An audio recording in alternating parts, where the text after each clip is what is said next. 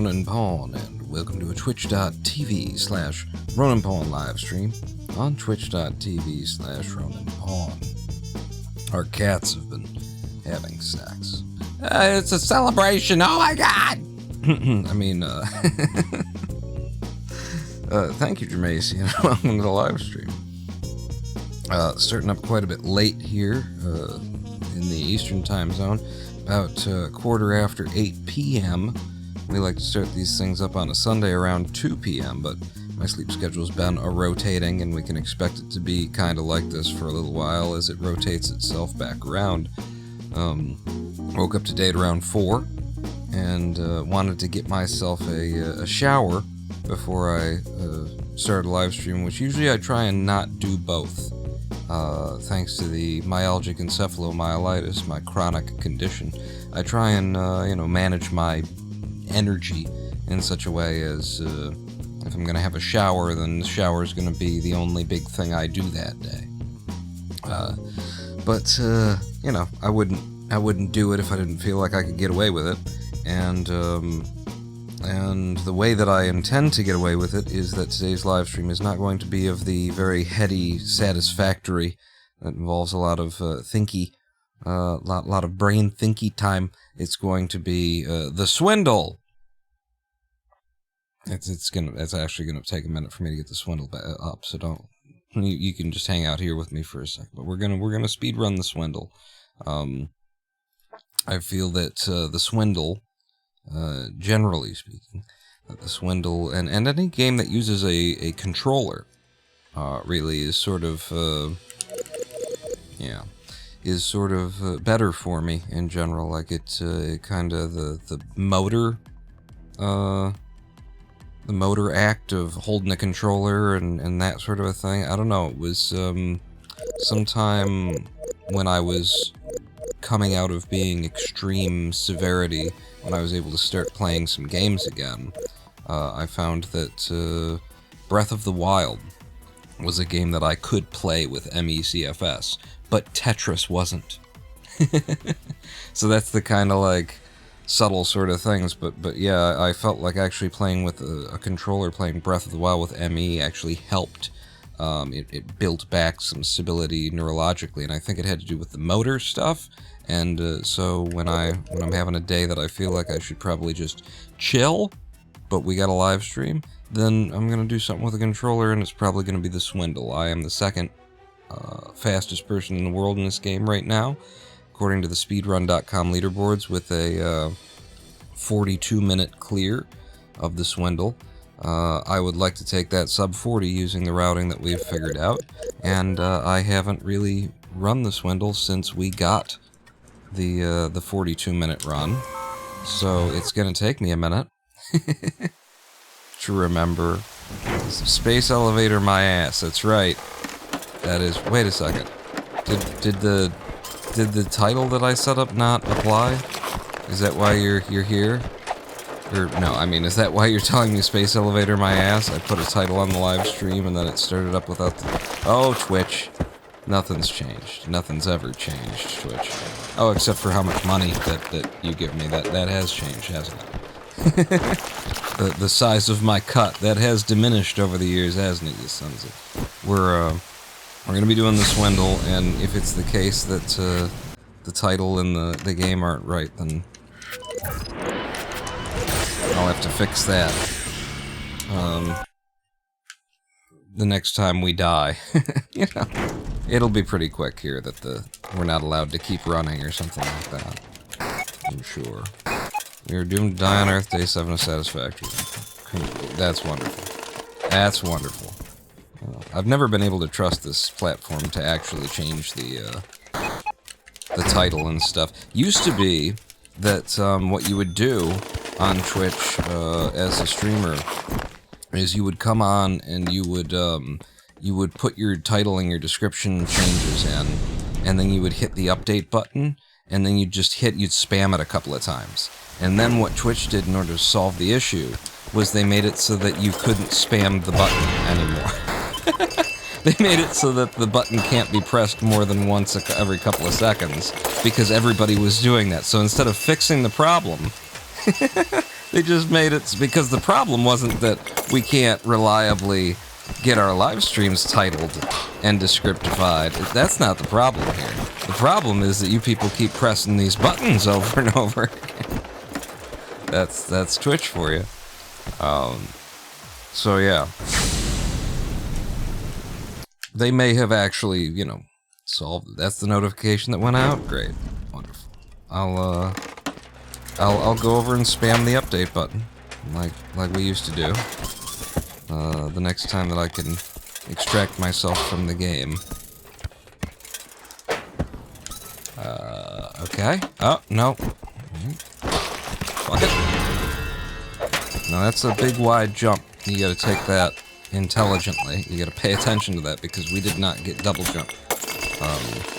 When we buy our movement ability, we buy speed, not double jump. So those pits that are 2 spikes wide, yeah, you gotta watch out for them. Oh, wonderful. Oh, double wonderful. So go up here.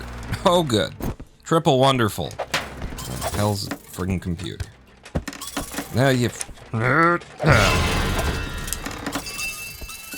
up the floor money, and then the computer's gotta be right here. It's got to be. Yeah, that's why I turned back to the right before I started hacking. I knew you were coming. Come through that, bitch. This is bad for the title of the live stream because usually my first run is the is kind of the best of the day, and then we start getting really bad RNG. It's really does feel like your first roll of RNG in this game is the best you're gonna see. Okay, just trying to get a little bit more floor money. Do we keep going down? We don't. Okay. Well, then I guess I'm going up and over. Find this last computer in this last slums level. We stay in for 6 successful heists in the slums. Wow, got stuck on all the stairs there. Trying to get out of here in about 4.5 minutes, but you know, I'm willing to suffer 5. I can't actually exit without coming in and doing one of those, because again, we don't have double jump. So if you see a triple high window, it's got to be near to a ledge for you to be able to sort of do a wall jump off of to get there, or else it just ain't happening.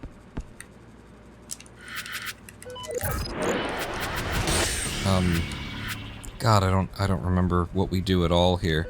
Hack 2, jump 1. I can't afford anything. Okay, wow, we're really close to the bone here in terms of money. Usually 6 heists bring in more money than that. I don't think I'm supposed to be coming in here, but say I'm warming up. Do that. Yeah, we can get down. We can get up to get down even. More like that. Gotta be careful with the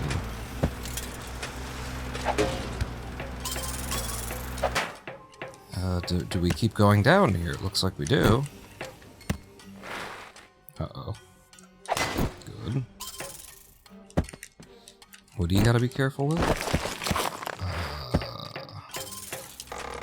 Boy, I can't quite remember what I was about to say.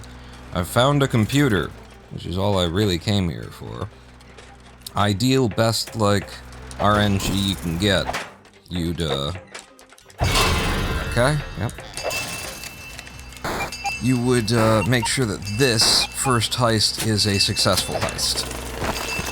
That would be the ideal way to go, but we don't route for the ideal circumstances because this game is very not generous with ideal circumstances. But it looks like this just might be... Okay. Oof. Good thing there's no second cop. Just might be... No, it's not. There was a second computer hiding somewhere in that building or underground or something. What do I get now? Bombs. Oh yeah, I don't remember any of this. We need the jump. Double jump. think I'm supposed to get wall stick, right? And bionic eyes. Oof. Yeah, that's, the routing is way too unfamiliar to me right now.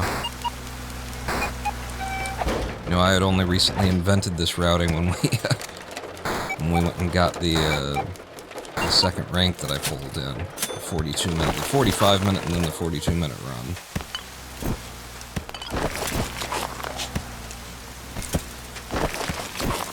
So now that we've gotten, you know, the tools that we want for this area, we wanna be leaving this district with 2 successful heists. That's the idea. Which just means we gotta get the computers out.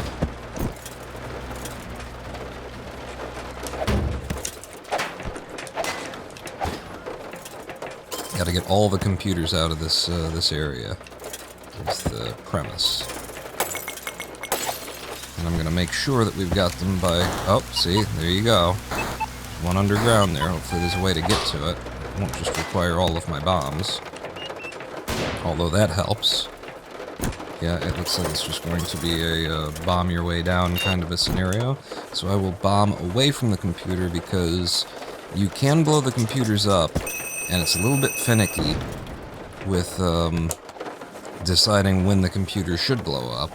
And if it's like touching a wall or a ceiling next to something that explodes, and sometimes that'll be... Right? Right. Down. Sometimes that'll cause the computer to go with the wall. Do it, Paul, do it, Paul, do it, Pawn, do it, Pawn, do it, Pawn.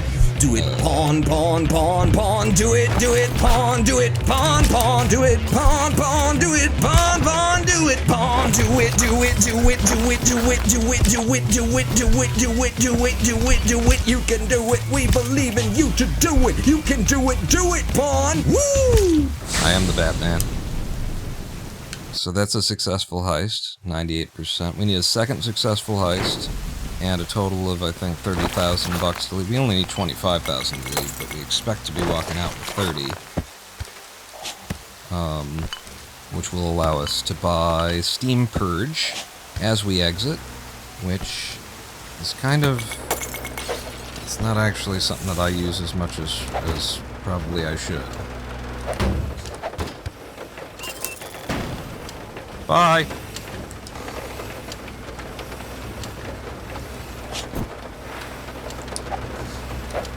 Seriously? Come on, bruh. Come on, bruh. It's the camera guy that I'm trying to get. Bruiser is... Alright. Don't you start flying toward me now that I'm friggin' in the things, you know. Suck on that. And there's another PC down there. Looks like you just got a bomb to it to get to it. So we'll dig with explosives. That's the best way to dig and fish, I've found, is just with explosives. I mean, it's just, you know, least effort, most volume.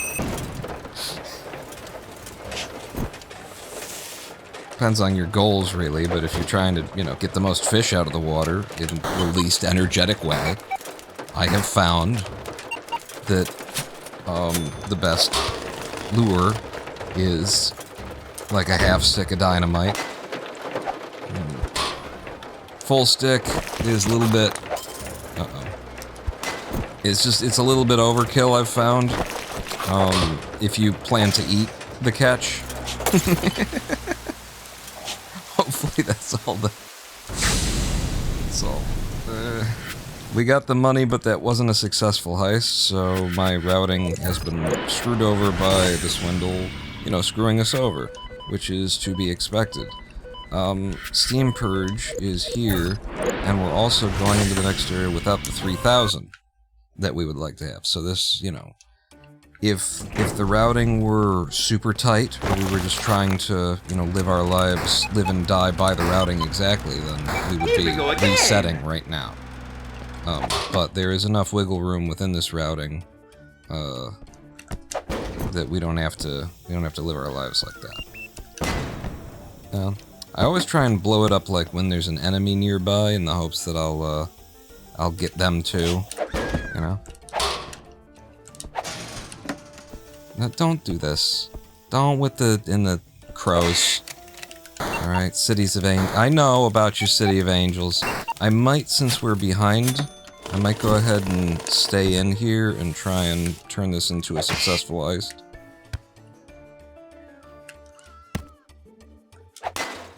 Just by getting all the computers out, because we're down a successful heist that we want to have. Fuck off. Fuck off!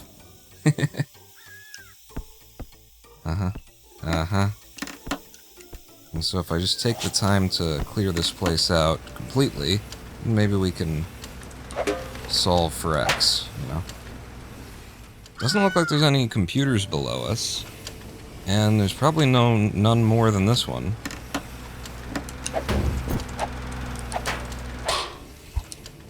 Okay. And then, so this is just a matter of, I'm gonna set off the alarm. As I hack it, and then we leave. I could have planned a little bit more the exit, but I was pretty sure I had this.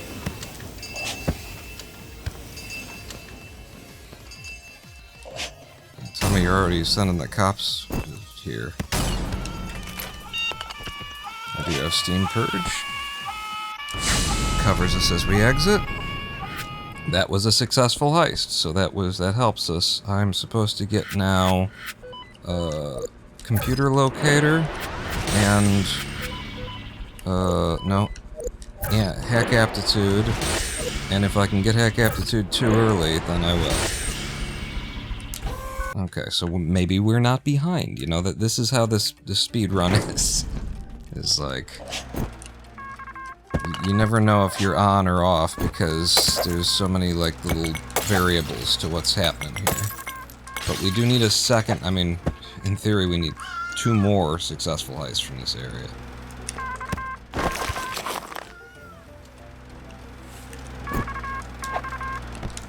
Yeah! You prick.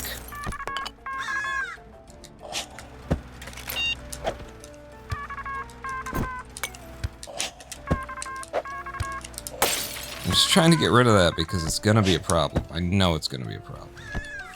Everything is awesome.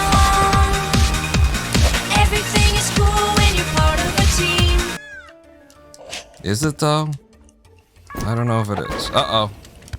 Yep. That's what I'm trying to... Alright, well there's one. And then there's one below. We gotta leave.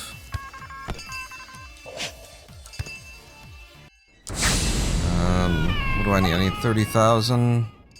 I didn't get it, so we just gotta stay in. Or else I would have... If we had 30,000, I would have popped out and bought Hack Aptitude 3. Because that's what it costs. Hack Aptitude 3.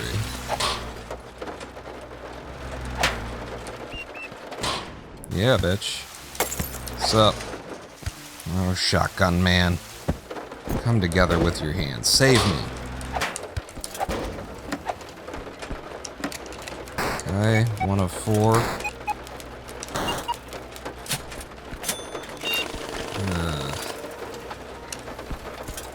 This is probably safer, or faster to just go around. Just gonna bomb through that wall, but yeah, that wouldn't have gotten me anywhere. We do have to go down here, don't we?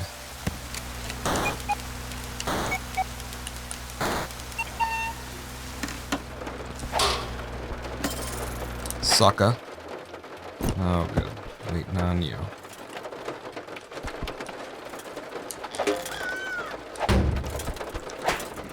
Get in the hole. Alright. Get to the other side of things where it'll make it harder for me to jump across later. Ha ha ha ha! You've fallen into my trap where I make things harder on myself. I think I should probably hack this.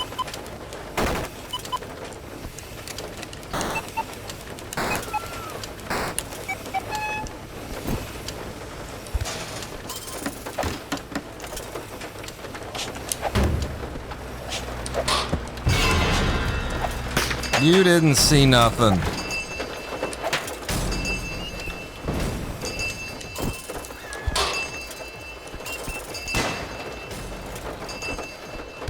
Y'all dead?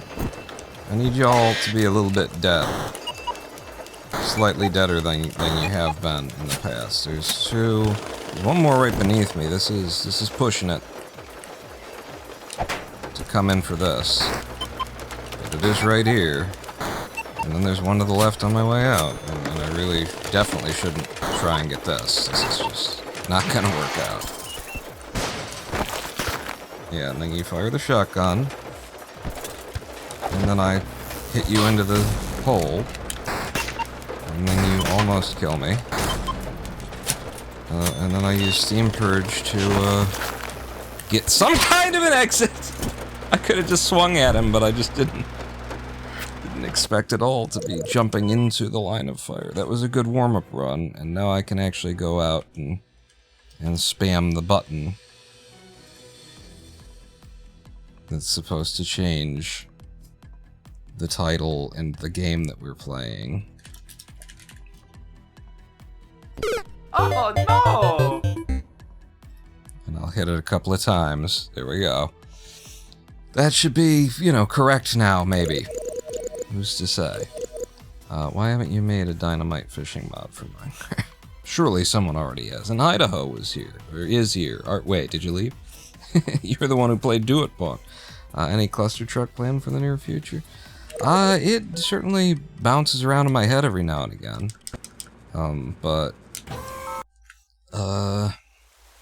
It's a certain kind of an energy, that particular speedrun, you know? The thing that I always loved about that game was how visceral it is. First person running forward kind of a deal, and so I'm half afraid of it for the sake of my oh, we don't have computer hacking that. Oh good, there's a space underground. I'm sure they didn't put anything that we can't get underground though. They wouldn't do that to me. They wouldn't do any of the things that they just did to me, honestly.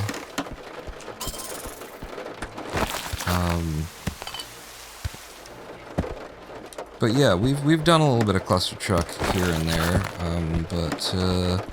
yeah, I don't know, like if I were to return to it in a way that would require me to like stay long enough to get some new records or something like that, or get a better PB, I mean, that's what's like, with the MECFS. Gunning for Sub-40 Swindle? Does it say Swindle? That would be great if it says Swindle. Now I gotta check. Gunning for Sub-40 minutes. The Swindle speed. No, it's the Swindle speed run.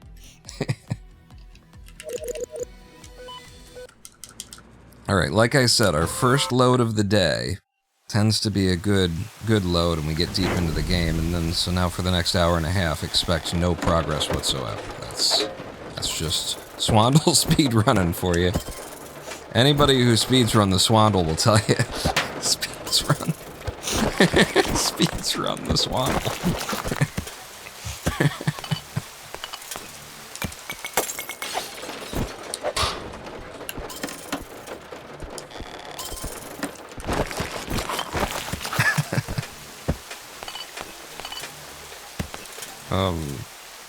Was I not able to get into that spot down there, or was I don't know what I just saw or what I didn't see. Listen, it's a speedruns. We gotta keep moving. It was fine.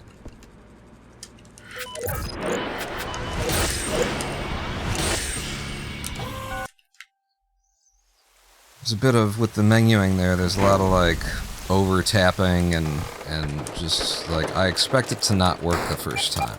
I've been speeds running the Swindle long enough to know that odds are against it taking my inputs the first time, so I spam them a little bit. That's a really good, like, 1-2. Just walk in, grab both of those computers, turn around, come out. We got 2 hacks in a minute and a half. That's the way you want all of them to be. You're in the Swindle.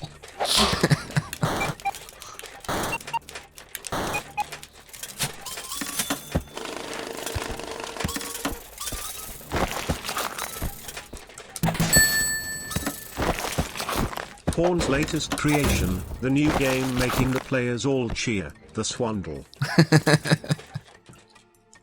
Well, I couldn't get the licensing rights for the Swindle 2, so I decided to market it the Swindle.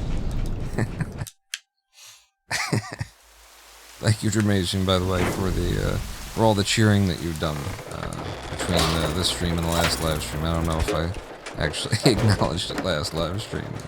Sometimes I'm just in that headspace.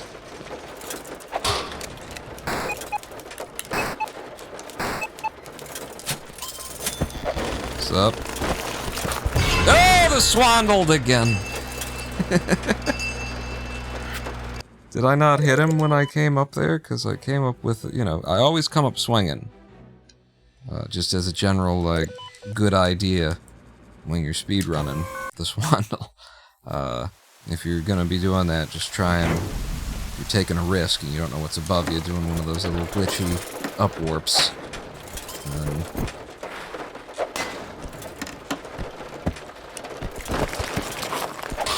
best to come up swinging.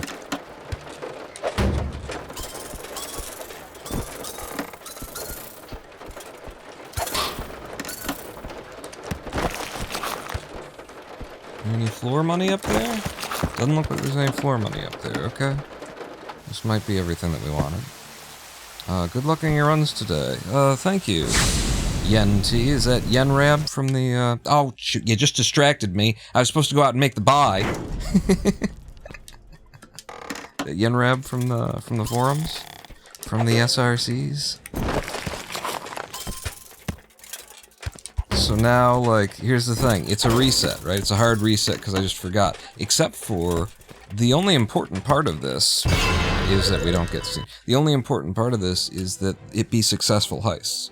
So there was an old routing that I tried before where, like, you didn't unlock computers for the second go through, for the second day's heist, because I was trying to minimize how much we had to rely on the RNG, and it's like, well, maybe this would be better RNG. If I don't have the computer skill, then the game won't hold me accountable for having to hack the computers, and so if it puts a computer underground, but I can still get the money, that was the thinking. But if it puts a computer underground, it probably put a stack of cash underground too, so that's where that ended up.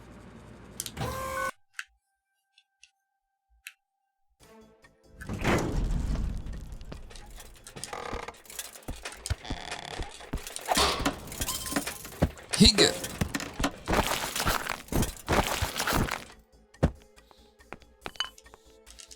But so, you know, it's I know all the ways that I can make a speedrun keep going. This is too much they left underground. There's only 44 bucks here. That is a hard reset. They definitely put that underground, and that's bullshit +1. There we go. The bullshit under over +8. Well, we just got our first one.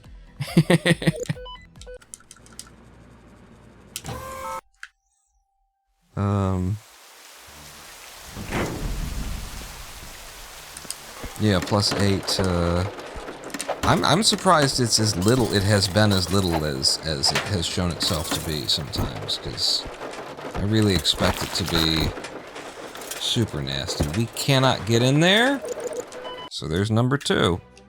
We might get on a streak here, a good old bullshit streak. The new pivotal moment in gaming, the Spindle. Followed by its sequel, the Spandle.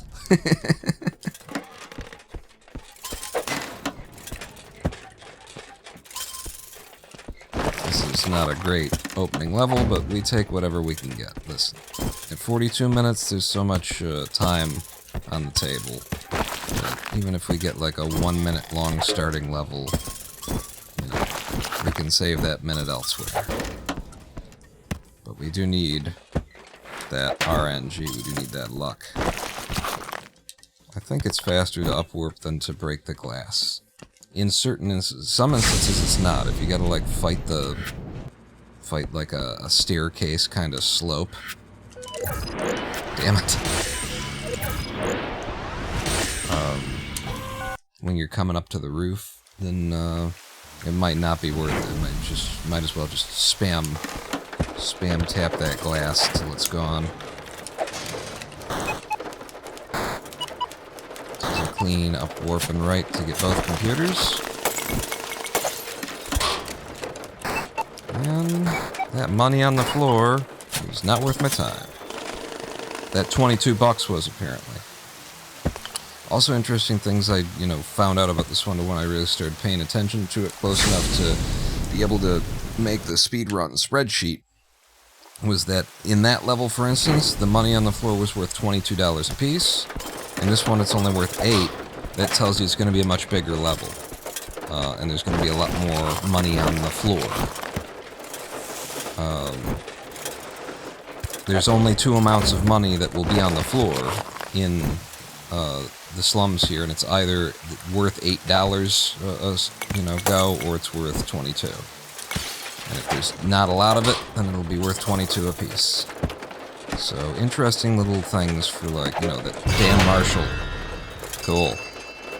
Cool. I'm tempted to hit bullshit on that because, I did swat both of them once I was over the thing, and then my second swat hit him while he was completely behind me, but the one where he was just a little bit under me but ahead of me didn't hit? Okay, thank you, Dan. But it is interesting to see, some of the... alright. I didn't start the timer there. Some of the ways that the developer created the RNG or thought that it, this would be a good way to mix things up. Or it just felt like, I suppose that's an effort when you're talking about, like, whether it's $8 or $22 available in a level. It's an effort to, like, make sure that there's a certain amount of cash accessible in every level of the Swindle. Ah, damn it. I wasn't sure.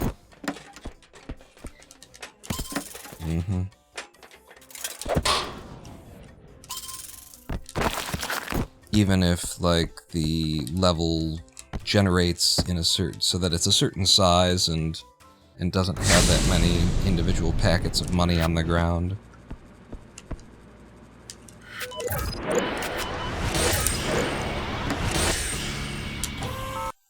Still getting warm here. How long have we been here? 35 minutes, really. We already been game. Well, that first run went all the way to New Belgravia, so yeah.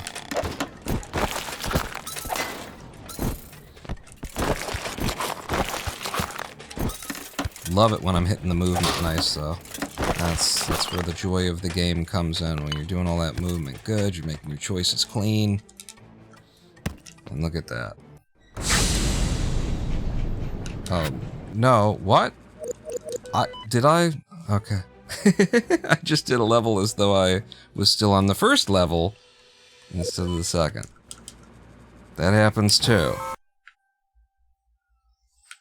That happens too, because it's just such a, like, reset-heavy, experience here. Trying to remember at what point you are in the speedrun at any point is its own challenge. In 3, 2... Why am I doing this? It's a plane takeoff. There's no countdown necessary.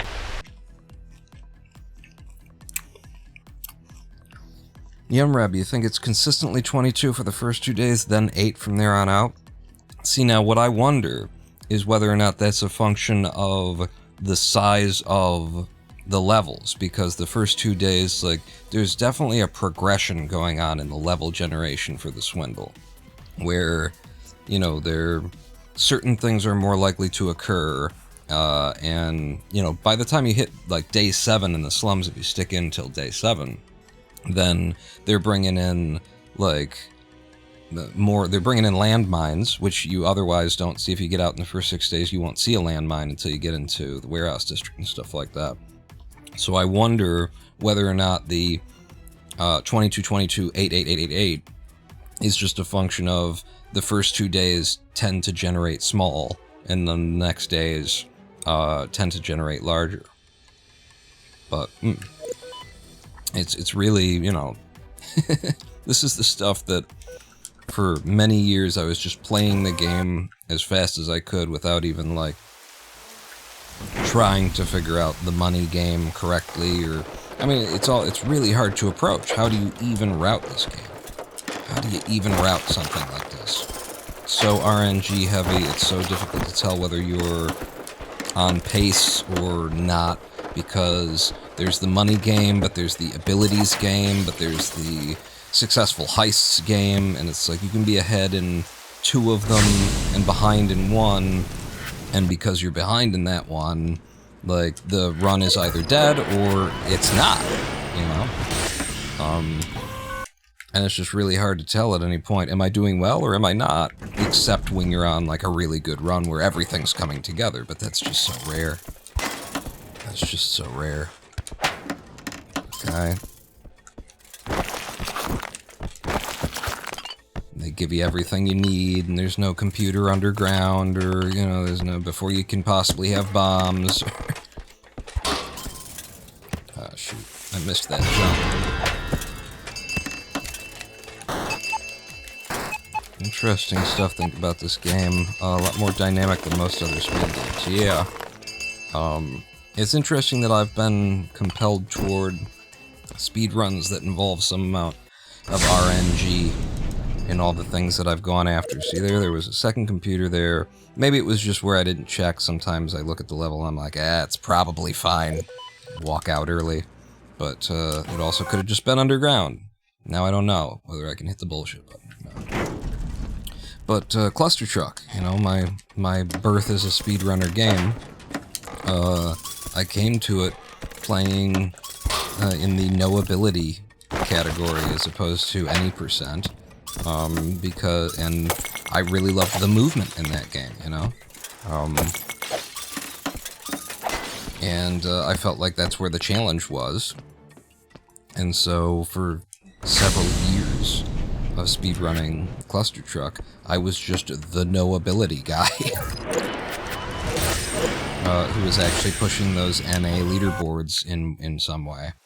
And because I started in the hardest category of the game that suffers to all of the randomness, all of the RNG. You know, any percent's tricks and stuff that it's got for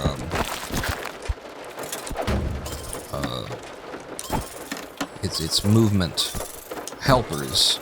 The main thing that they do is actually take you away from all of the random number generation that happens in that game that can, like, really screw over your speedrun. I know I could have gone out via the upwarp over there, but I felt like I needed to look a little bit harder at the right side. That's why I stayed on.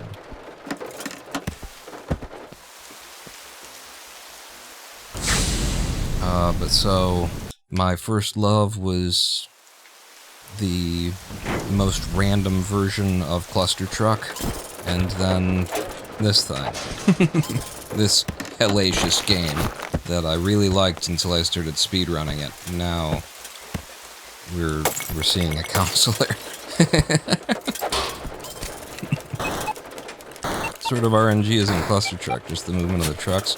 Yeah, there's a little bit of, like, seeding that sort of shakes the world at the beginning of every level, and so the path of the trucks deviates more or less on any given level. And certain levels are horrific with their RNG, and certain levels aren't. But when you have no ability, you can't use levitate, you can't use anything, and you're trying to, like, route a consistent path that goes through the level every time. Cluster Truck was a game where you just, you can't do that. You cannot do that. So what you have to do is you have to learn like the signs that, oh, it's this kind of generation, you know, or it's this, okay, I see the trucks going off to the right over there this time, so I'm gonna have to do this instead of that. And you end up learning, you know, it's a game that has 100 levels in it, but for the no ability speedrun, I probably know close to 1,000 different lines that I might need to employ. At least that I used to. Now, the game has, the game developed, and we've found ways to move faster and faster, even in no ability kind of a thing, and push the limits, and so that helped a lot to kind of overcome some of the RNG, because if you can get going super fast and kind of get ahead of it before the level, because the level always starts out in the same configuration. So if you can just move through the level so fast that that you actually got ahead of and beat the RNG before it got there.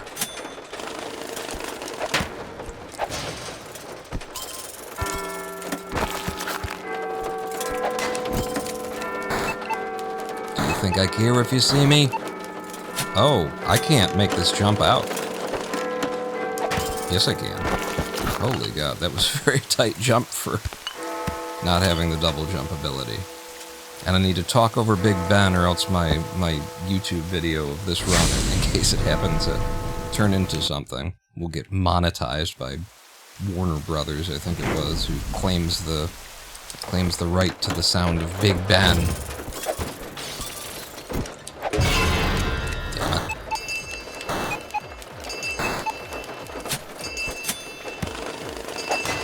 Okay, nothing down here. A little bit more floor money. Nothing over here. A little bit more floor money. If there's, if you set off the alarms and there's only one computer, there's a chance that you could not get enough floor money. You can get the only computer in the level and still have less than the 80% that you need for the successful heist.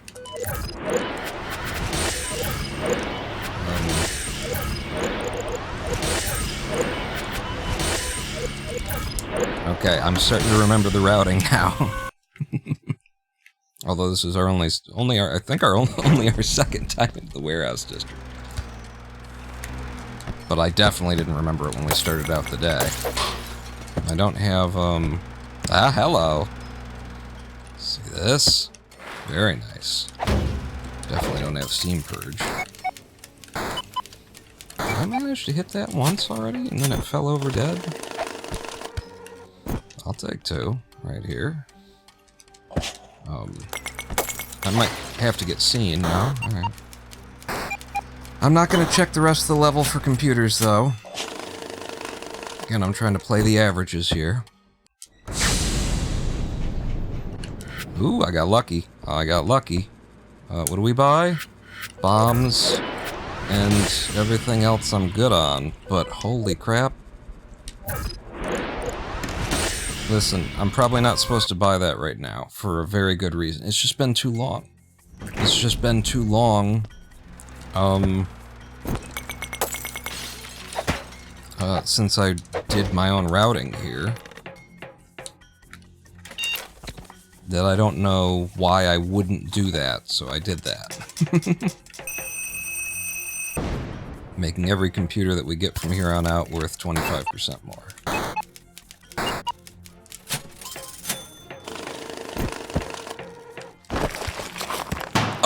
Oh! Invisible frog. Invisible frog. I certainly didn't see it. It looked particularly dark to me once I did see it. And you know, there actually are invisible enemies in the game. You go past a certain area, walk through it, head out to the right. You've cleared it out, there was nothing there. You can come back through that area and then there will be a frog there. Or then there will be like a crow will appear. It's always been kind of a joke for me with the invisible frog thing, because it's just that they don't move enough and they're so small and they blend in, especially because I have to wear these green glasses. So it's always been a joke for me, but there actually are invisible enemies in this idiotic game. I told you, we're in counseling. Me and this one. He was there? I'm moving on the screen so fast, I'm looking to the right to see what's going on over there, and they're just too small and they don't move enough to grab my eye. What am I doing?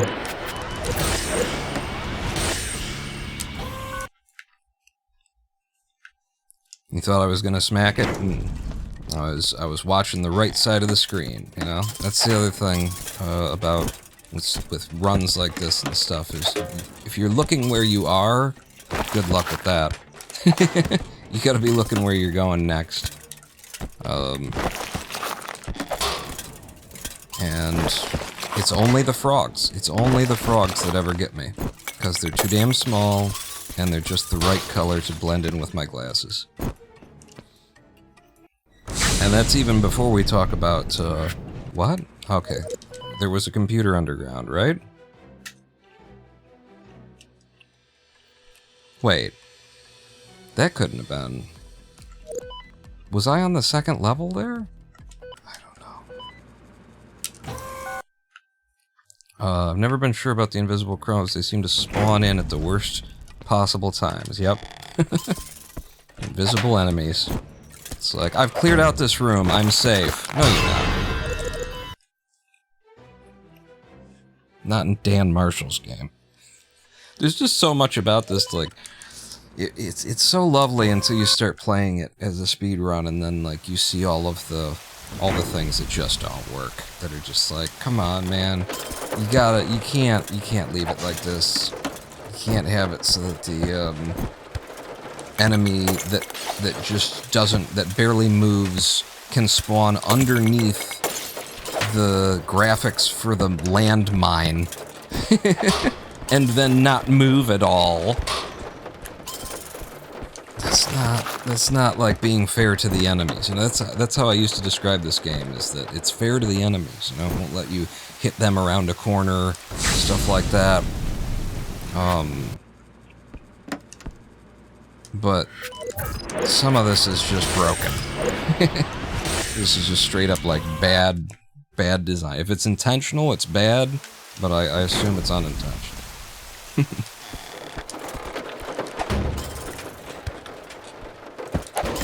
I've got the, yeah, okay, it's the second level. You know, it's hard to track, you know. Between attempts here, I'm also looking over at chat. Yeah, I watch it. I don't know why, but I do. I don't even know if it's a benefit really to me to get a, you know, a ghost heist out of the slums. I think we've proven that it's just needless, that it's just... But we just did grab one, so... The biggest drawback to the ghosts stuff is just that it doesn't... None of the other bonuses apply to it. So later in the run where it's like, okay, wow, if I ghost this right now, then I'll raise my... You won't, though. You don't. You get an extra 40 grand or something, and it's like, you just...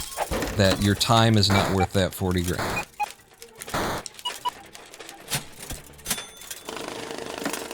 Out. Thank you. I like it when I can get them to open the window with their faces.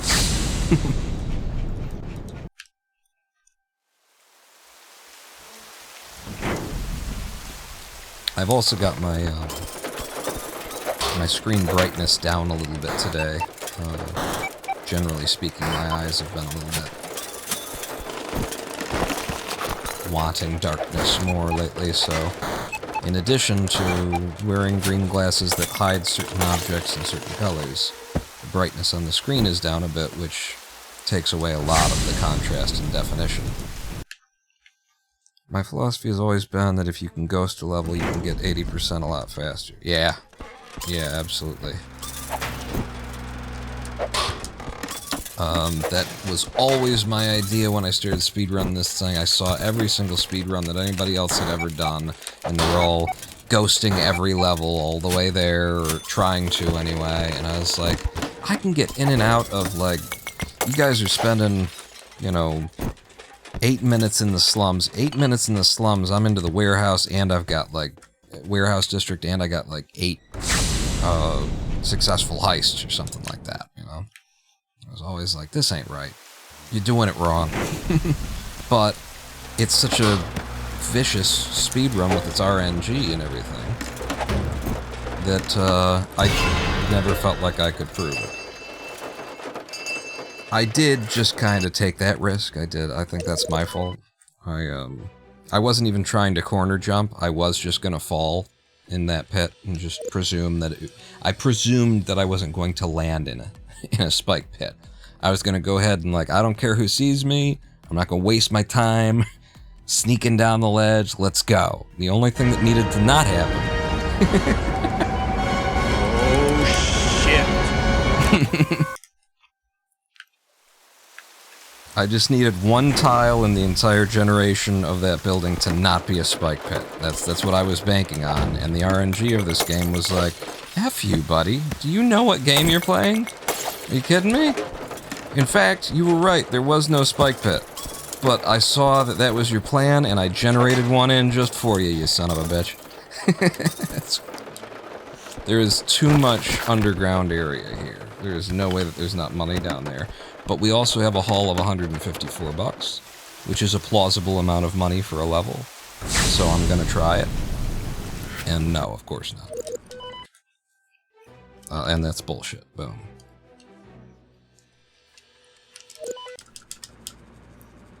I'm starting to find my rhythm with the resets anyway.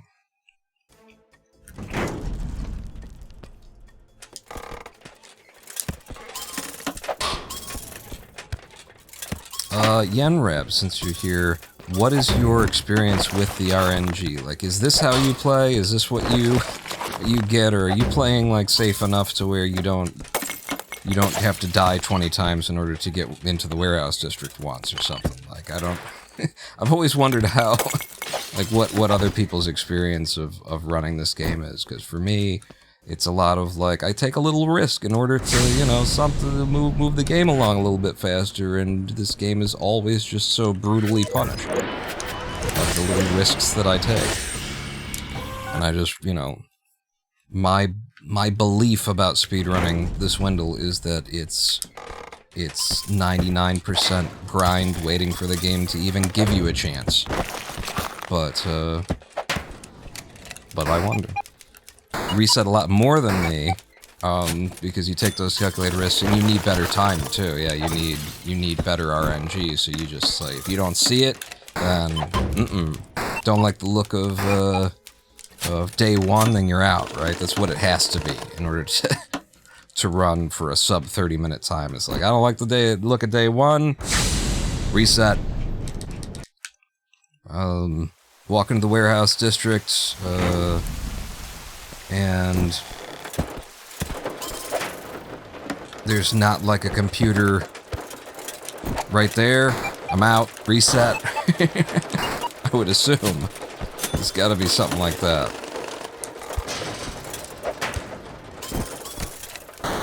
Sad truth of the game that to get a good time, you need to reset a lot of runs. I mean, that's the thing, is I'm at a very good place with the game right now. Just leave. Just leave. Very good place with the game right now, in that I don't need, you know, I need very middling RNG.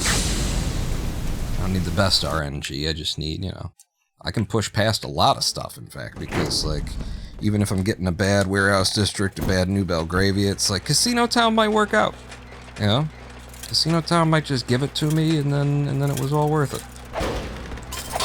I got enough time save that it could work.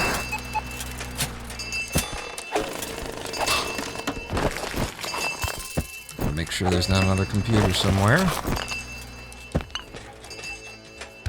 Looks like there's not, but we might not have gotten enough floor money. They kind of hoovered it up before I could get to it. Nope, we're good.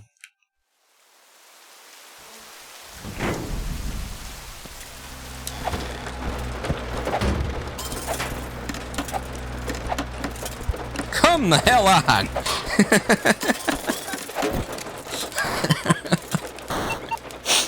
Friggin' Three Stooges routine. Me swinging at him and not hitting nothing. It looks like that's the only thing here, but again, I'm concerned about floor money.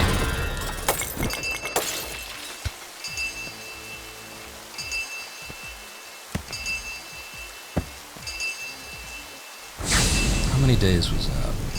5? Okay, one more and then we're into the warehouse district. Oh, man. Yeah. I mean, I'm on good pace. I can't be hanging around waiting. Ah. Well, and now we got screwed. Let me jump, please.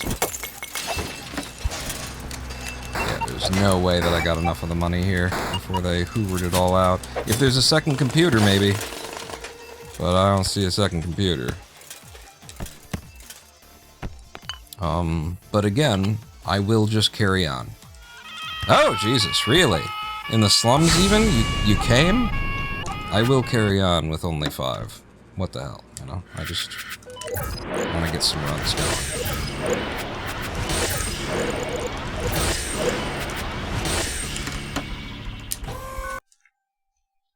If anything, just to get warm, you know, just to see the warehouse district occasionally. Even if it's not going to turn into anything for us. I didn't... What? What did I buy? I bought bombs? Okay. I thought I was buying... I was trying to buy hack aptitude. Or, no, not hack aptitude, but, you know.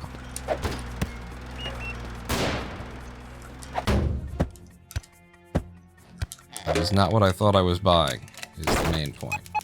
Up, down, up.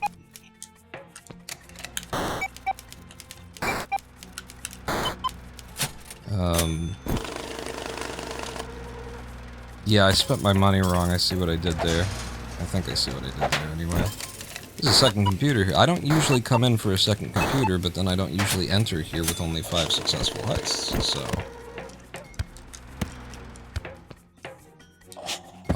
one more check up here, just because sometimes I'll give you an easy one. No. Alright. Head out and see. There's a successful heist for us, and then, that's what I was supposed to get, and then what am I here for? I already bought bombs. I'm a little bit... What am I supposed to be getting? Get your bionic eyes.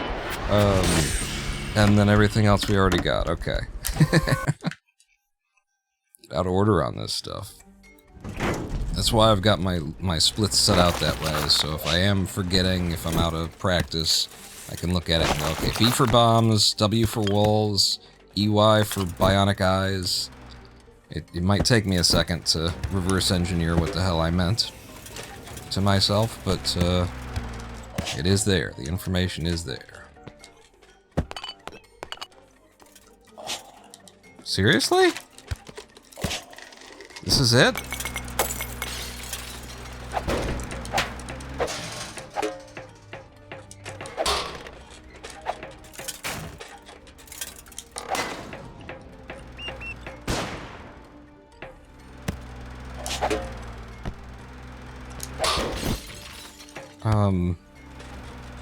I mean, it's gotta be...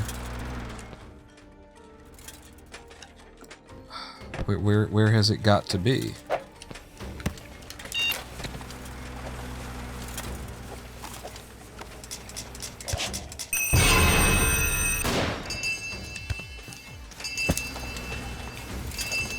I kind of saw that coming, but I'm also like, I don't know where the jump is if I don't just do that. Don't. What if you didn't? What if you didn't?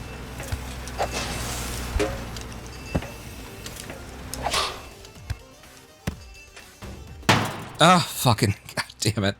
I thought it was dead. Because there is one that's dead right there. I don't know why I would have thought it was dead when the one that's dead is covering over the one that's apparently alive behind it. Dan fucking Marshall, designer of the Swindle. Gotta explain, like, Z... What's it called? Z... Shit. Z levels. Z levels to you. Gotta explain the concept that one thing is higher than the other, and maybe the thing that's alive should be in front of the thing that's dead.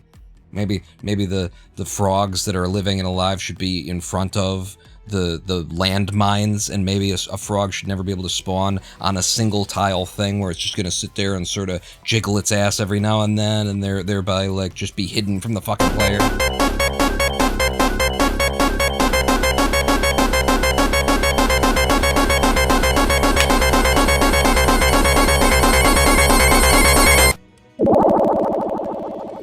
Yeah, that was a weird level, huh? I never saw the computer. There was no computer in that level. And I think I actually have seen that before. I think I actually have had a warehouse district level that had 0 computers. That's how many fucking attempts I've put in this game. Is that I think I've had the RNG roll where there was actually 0 in a level. I think so. It could have just been... Maybe it's just the slums. Maybe it was like the slums, like a later level of the slums. I swear, though, I have had level generation that had no computers in them at all. And not just like the first level. Yeah. But I feel like there might have been one warehouse district that I did, and I was like, where the hell was the computer? And I searched the whole thing, and I just walked out like, I guess it's underground, so deep that I can't find it. And no, I walked out with a successful heist because I collected all the money off the ground. I think that's actually happened once. Maybe the frog knows to hide behind the corpses of his allies. I mean, that's what Dan will tell us. But of course, you know, anyone who gives a damn about game design would have to say, you know, I think at this point, the game is unfair to the player. Forget about being fair to the enemies. I think you've now made the game unfair to the player.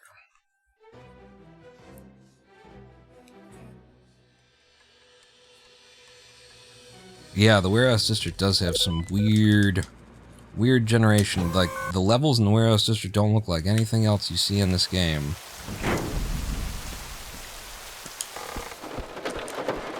I'm very happy to be out of the warehouse district too. Like, I think, in my opinion, I think Casino Town is the most dangerous of the areas.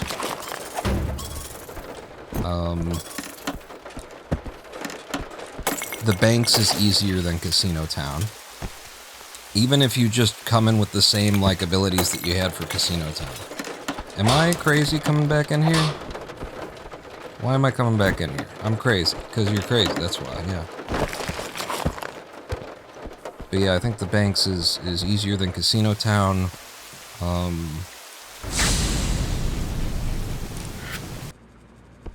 I think... New Belgravia might be like... New Belgravia and Casino Town might have kind of a tie for being difficult. Not, like, Casino Town is way more intimidating, but... when I think about it, and I'm honest with myself, like the fact that, like, what you have and what you don't have in New Belgravia to defend yourself and to solve the problems that the game throws at you, makes New Belgravia, like, actually kind of, you know, it's a thing. It's more of a thing than I think I feel like it is, you know? When I think about it logically, I'm like, you know, New Belgravia might actually be a lot tougher than I give it credit for, just because... you don't got anything. At least in the speedrun, you don't got anything.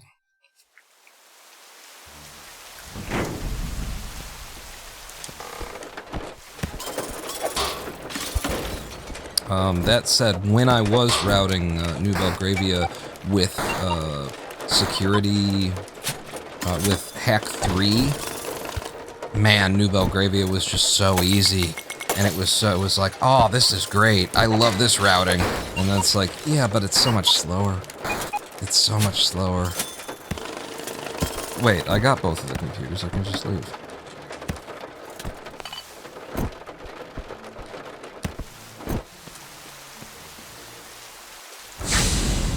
But yeah, it felt like the game was just handing me everything for free in New Belgravia when you can walk in with, like, the security, with the ability to hack security stations, because New Belgravia is really where the game is trying to teach you about security stations, so it tends to put them, like, right up there, right above the first room, you know, through some windows, boom, you're straight into it, and if you've got the ability, you can hack it. It's like, this is so good. Except in how long it takes to make it happen.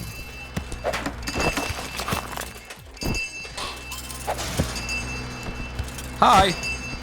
Bye! Close the door behind you. Don't be rude.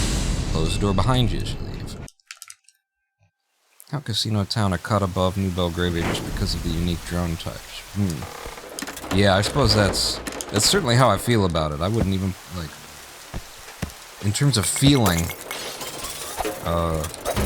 New Belgravia doesn't even make the list, but then I think about it, and it's like, It's not even like it's not unlikely, or it's not likely that it's not that likely that you'll die in New Belgravia, you know, in comparison to Casino Town. But it is quite likely that the run will die in New Belgravia. It'll just give you the worst RNG, you won't be able to use any of it, it's going to be too slow. So I saw the second computer. I have no idea how to get to it. Apparently we have to just come in through the front door, and ain't nobody got time for this, right? I already went to the back door entirely to get to this point. I'm not waiting around. It's the slums. The cops don't even know this place exists. They're not coming. Somebody called 911 and they hung up on them. They laughed a little and hung up on the call. There's a break-in. I'm over here on Western and 5th. And they were just like, what? Click. Of course there's a break-in over there. Why are you calling us?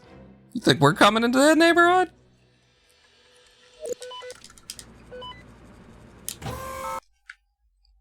I also dispose of a lot of runs just by... I'm in the middle of something that I think is funny and stop paying attention to them. Stop realizing. We do too much of this on the live stream. If I were completely focused on the game, there would be a few less resets, at the least.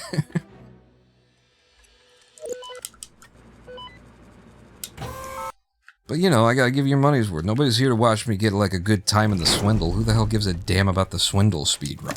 This ain't SM64 over here. I'm doing it because I like it. The reason why you guys show up, I presume, is, you know, in part for the gameplay, and for, yeah, it's fun. But more so to, you know, to get that, like, first hour rant out of me. That's the thing, is, like, if you know what's good for you... If you know how to get the most out of the best out of the most out of the, however you'd say that, then you want to show up to my live streams for the first hour and a half, where I'm really putting that effort in to entertain, and then the next 4.5 hours of live stream are just for the diehards.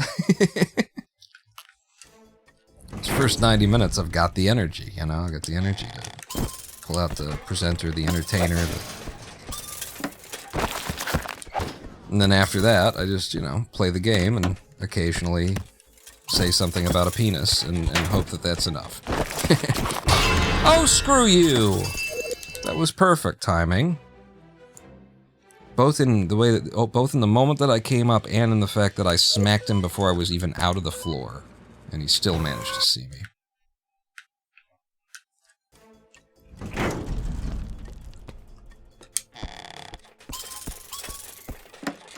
Yeah! Fuck! My timing is off. We have also on previous days come to the conclusion that I think like my controller gets off timing a little bit. You know, it's a Bluetooth controller. I could play it wired over the USB, but it's just so, it feels so good. It doesn't feel like it's slow. This is a, what are they called? What's my controller? Hey, there's some bullshit for us. It's a 8-bit do, or 8-bit dough, however somebody, you know, have to call the people who came up with that name to find out how they want it said. But 8-bit do controller, and it's the nicest controller that I've ever felt or ever held. This is just wonderful. If this one, you know, when this one goes, I'll just buy another one of these, and the exact model too. It's just perfect. But we have, like, established that sometimes I'm doing this Swindle speed run, and it just feels like I'm a millisecond behind things. I can't hit the corner jumps. I'm swinging, you know, at least the game is telling me that I'm swinging late. I'm over here arguing the opposite. There could be more cash in that area that I didn't get to, but I don't know if I could get to it, and it's a speed run, so, yep. I'm gonna count that as bullshit, because the button, the bullshit button, is more here for my release. It's not necessarily to track how many times the game has genuinely screwed me over, as it is for me to have something that I can do when the game genuinely screws me over. Was that an area down left that simply cannot be accessed and probably has all the money in it? Is that what I saw?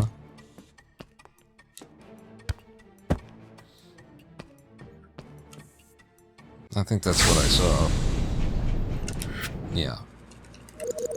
And that's some more bullshit.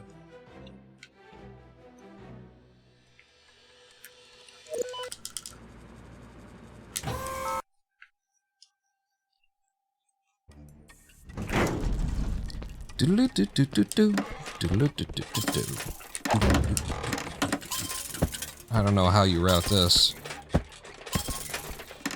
That's the best I could make of a junction like that where I needed to touch absolutely everything. This is the kind of level that Yenrap would reset, right? You gotta reset this one. You see this generation, you're like, I'm gonna be in here for 55 seconds minimum, and I'm not gonna waste the time.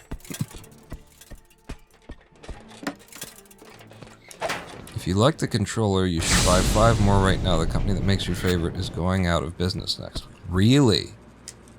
Well, I might just do that then. Why is everybody going out of business? Fucking... I just watched Nerd Cube's, like, announcement that he got fucked out of 40,000 euro by his publisher. I mean, how is it that they make the best controller that I've ever used, and they're going out of business? And I'll tell you, I can answer that question. I asked the question, but then I can answer it for you as well. The reason they're going out of business is that they, is that the investor class found out that it was actually would make them more money to put them out of business. They've got the best product on the market. They're killing it. They're crushing it. But the investors, for whom that business is just a line item in their portfolio, found out that they could actually, like, make their losses on other businesses that didn't perform as well last quarter go away if they fucking destroyed this completely functioning business that has a product that works. That's my prediction as to how it is that 8-Bit Dough goes out of business. I don't know this for a fact. I know it from experience, because anything I like... Oh, I see. I thought you were saying that they're actually going out of it. You're just saying be careful. But that's, you know, all these companies, they're playing a game where it's not about making a product or fulfilling, you know, filling a space in the market, or it's about convincing the investor class to invest in you. And then they get the money from the investor class to start making the product, and they go, yeah, there, we did it. We robbed from the rich in order to do something that's worth doing. Hooray, it's the American dream. I don't know what I don't think there is one anymore. But, you know, that's what you do, and then you find out later that you actually can't get out of bed with the devil. Once you get into bed with the devil, now they own enough of you to completely destroy you overnight for no particular fucking reason. Except that it will actually make them a profit in this quarter higher than if they didn't destroy your dream and your life's work. And so it doesn't matter whether you're actually the best thing in the market and you got everything going for you and you did everything right. They'll still sweep the rug out from under you because sometimes it's just they can make more money by killing the golden cow. I mean, these are the same people who have been making the decision for a very long time that, oh good, a jump like this over stairs. I think I'll just come in from the other side of the building. Same people who have been making the decision for a very long time that, you know, it doesn't matter whether the planet is still here to live on, as long as we can make a hell of a lot of money selling petroleum products. We can make that money. It doesn't matter if we or our children will, you know, have a planet on which to live. Now that was $8. I'm pretty sure we just picked up $8 from this place. Didn't we? And this is the 6th day. So I think it just comes down to like how much money is left on the ground.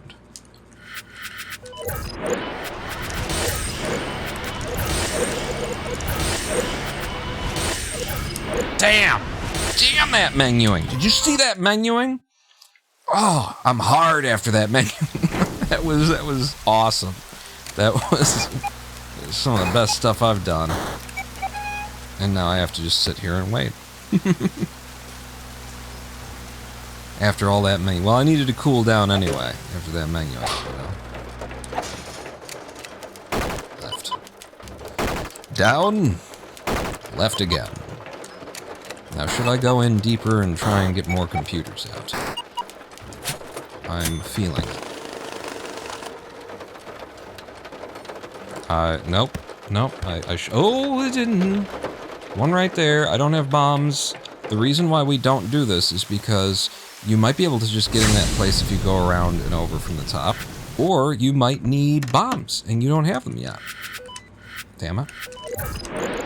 Alright, just leave. That's all we had left was bombs to buy. And that's why I do that one computer grab and exit. Is because Warehouse District can just do that to you. If it's feeling like it. No.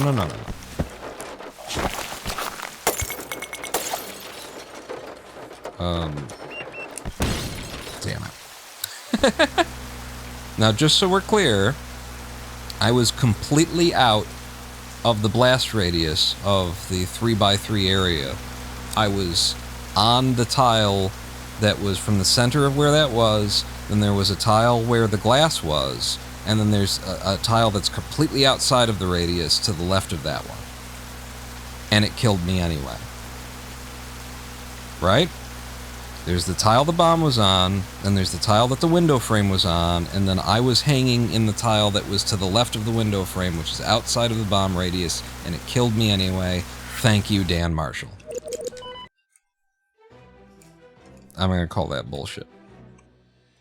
Up to 8 bullshits now. So, we've already met the over-under.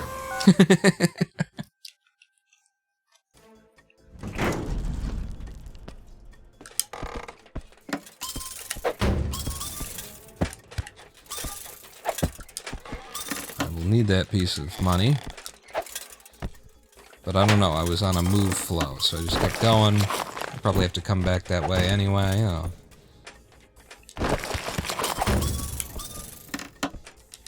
Now I definitely will.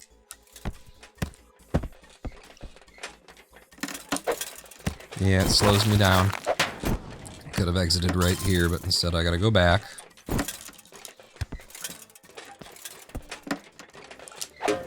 I don't know, I either would have had to wait for you on the way in or right there. How'd we do? 50 seconds? It's awful. Absolutely awful.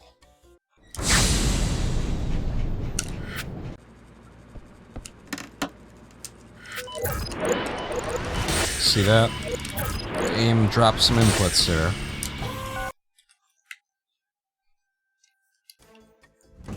I was so excited after my amazing menuing, I guess. I don't know. Okay, there's one of them that we need.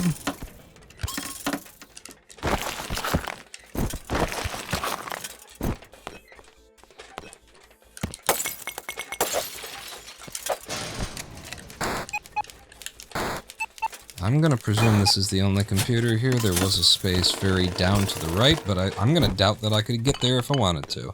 So, taking a risk.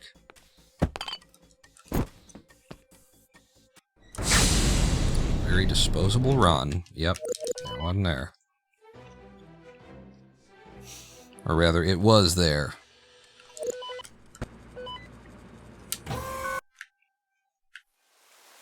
But you know, it was, we had a really slow level 1. Really slow heist 1, so I was trying to pull it back. It wasn't just a random act.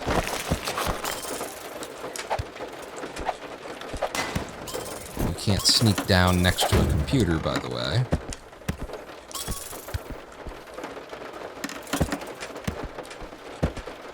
So you hold the sneak button and walk down that ledge next to that computer, and you'll just walk over it. Thank you again, Dan Marshall.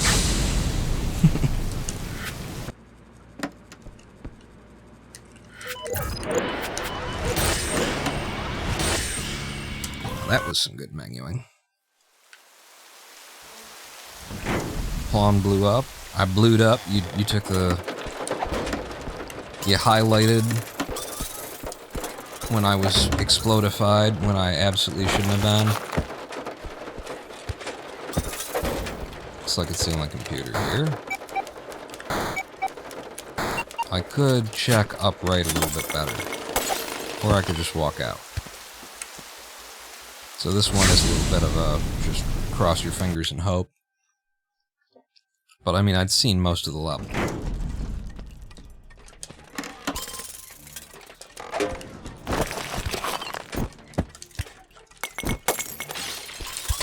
Yes, sir.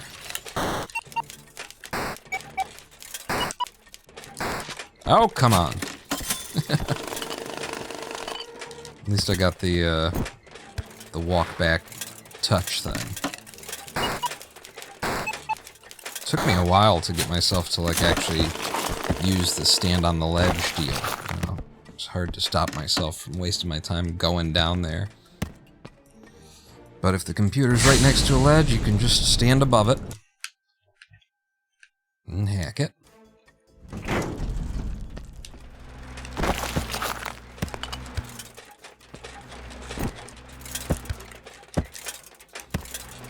How you like that?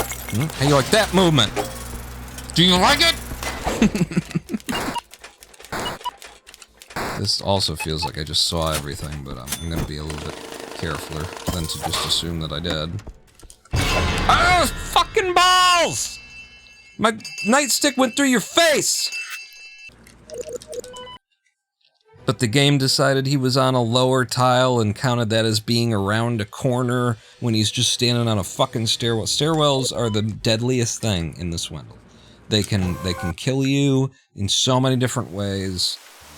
Second only to the frogs, the invisible frogs. Invisible frogs and the stairs. Do you see what I just did there? I just did like a little turn back, a little left-right spam as I entered in here, because otherwise I would have been stuck sliding down that stairwell for potentially ever. So if I want to keep moving in the game when you walk on a stairwell, you gotta do extra little movements. Let's see where all that money is. And again, I can't just sneak down that ledge.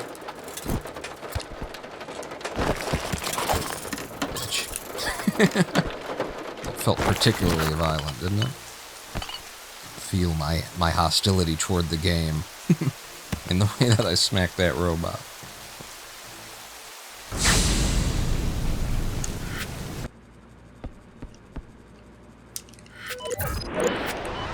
Again, 8 inputs, and I'm pretty sure I hit up there 3 times instead of 2 to try and, like, cover the extra input that it would eat. I definitely hit it twice, and it didn't register that I hit it twice, but I'm pretty sure that I actually hit it 3 times, expecting it to eat one of them, and it was like, I only heard one. It's a hell of a speedrun. Okay, this is... I feel like they're hiding a second computer underground or something. Open the window!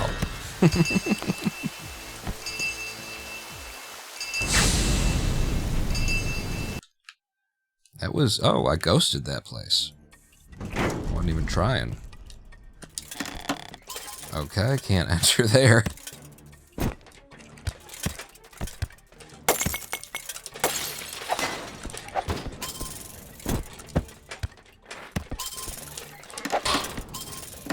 This doesn't look like it's turning into anything. Computer could be right below us, right there, but it could also be we can't get in there. We can, okay. However, there could be a second computer below us in that place that we can't get into. Oh. Unless that's accessed from the front door. I'm not trying to ghost it. Yeah, I can't get there. Let's hope there's not a computer back there. There wasn't. Hurrah.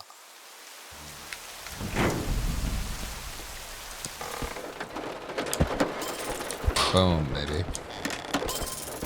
Yeah, no.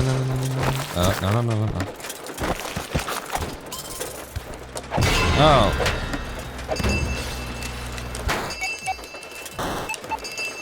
Could be another computer straight below us. Nope. I will take a little bit of floor money, I guess, on my way out. Open the...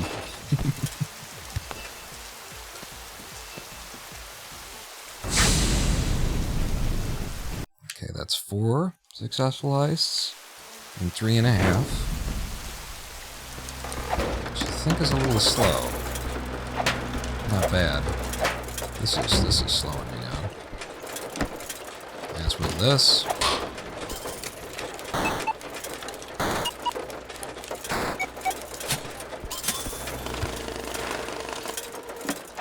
Good. I think we've seen the whole place. There's a lot of floor money.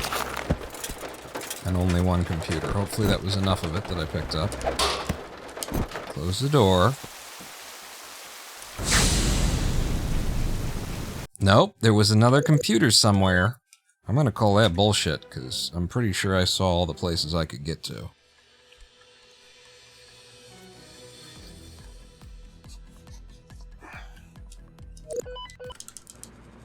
There's a slim possibility it was top right. But I feel like I saw enough of it to be able to see. Because you don't have to see the whole area, you just need to be able to see the bottom of the room. If I can see a tile below the bottom of the room, then I can tell whether or not there's a... Oh, right. We're starting over again. I can tell whether or not there's a computer up there or not. Because the computers are always on a metal tile.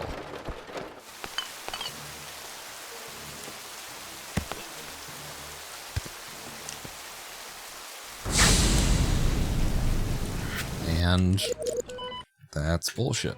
That's underground money in the first level.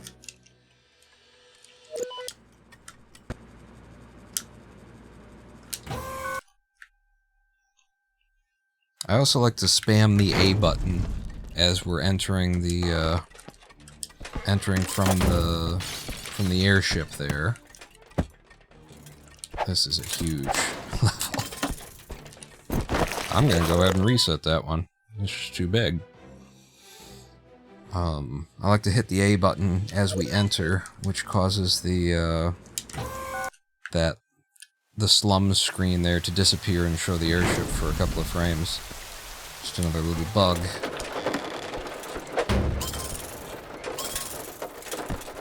That's money underground. My God.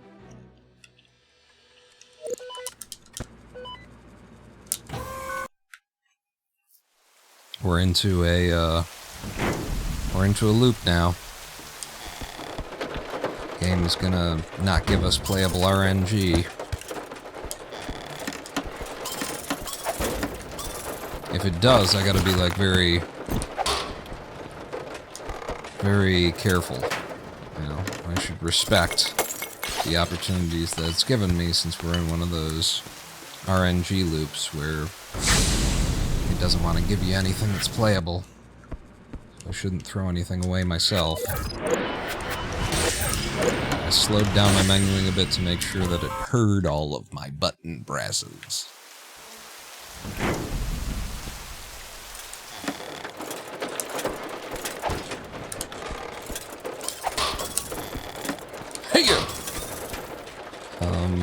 Underground computer.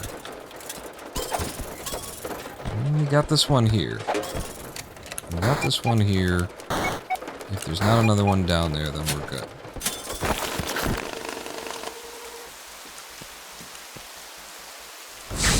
Come on, baby. Alright, we get to keep playing for the moment.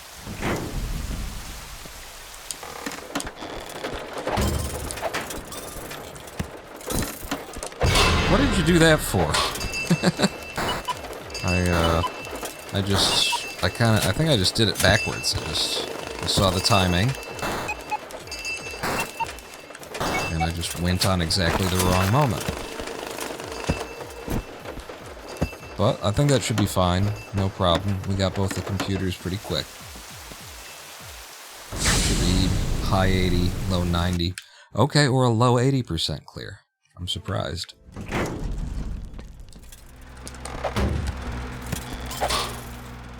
I don't think I can wait. Come the fuck on with your shitting bullcock bitch tits. I'm counting that as bullshit. I'm sick of, like, looking at the situation saying, this is just gonna take too long to wait, jumping in, smacking, knowing that I connected because I've played the game a couple of 1,000 hours, but the game's like, maybe you didn't this time. Maybe. This time is we gave you one of those short swats. One of those bullshit RNG short swats where even when you swing, it's random, you know?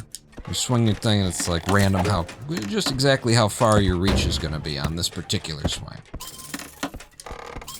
There is underground area here that probably contains money, and I'm probably wasting my time.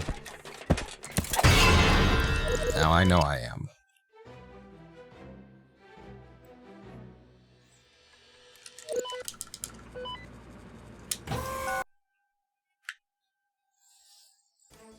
You get very, very good at the reset mechanics. Really good. Let me out. Open the window with your face. Oh, more underground area, right? Uh-huh. Money in a place we can't get to, that's bullshit. The over-under was way higher than 8. Even if you took out the ones where it's just kind of me being pissed, we were already double digits. And this is just the first hour and a half of the live stream. And there's money underground in a place we can't get to. Bullshit number 14. What did I tell you? The first RNG seed you get from the Swindle, when you open it for, like, that day, even, is the one. That's the one that's gonna be the best.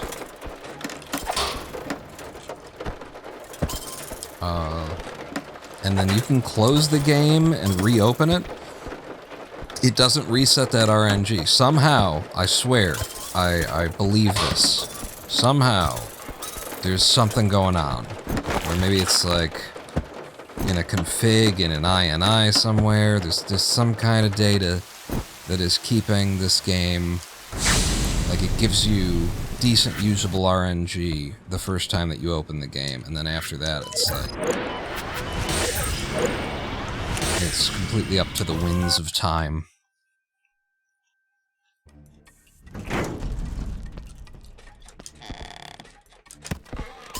So what else has been going on in the world? Let's have some fun. Let's talk about some stuff that everybody can enjoy. So, y'all hear about Iran and Israel?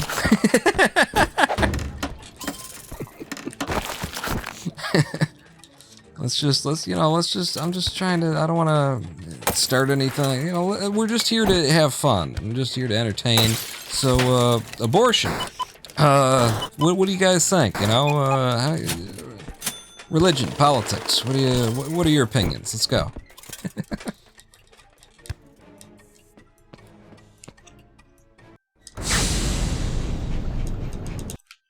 Okay, I ghosted that level. I don't know why, but I did. How do you feel? I actually did the math recently on I've been saying that 98% of the American public voted for a candidate and political party that was backing and supporting a genocide in the last election. I've been saying that, just as an assumption of about 2% of people dissented in their vote.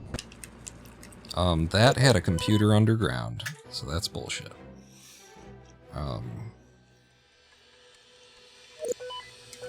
But I hadn't, actually done the math on it. Now I've done the math on it, and I was right. I was absolutely right. 98% of the American voting public voted for the Democrat or Republican presidential candidate in the last election, both of whom were morally and materially backing a genocide, both of whom were happy to present the murder of what is now, I think, 80,000 Palestinian civilians as quote-unquote Israel defending itself, and 98% of the American public were happy to go and back a fucking genocide.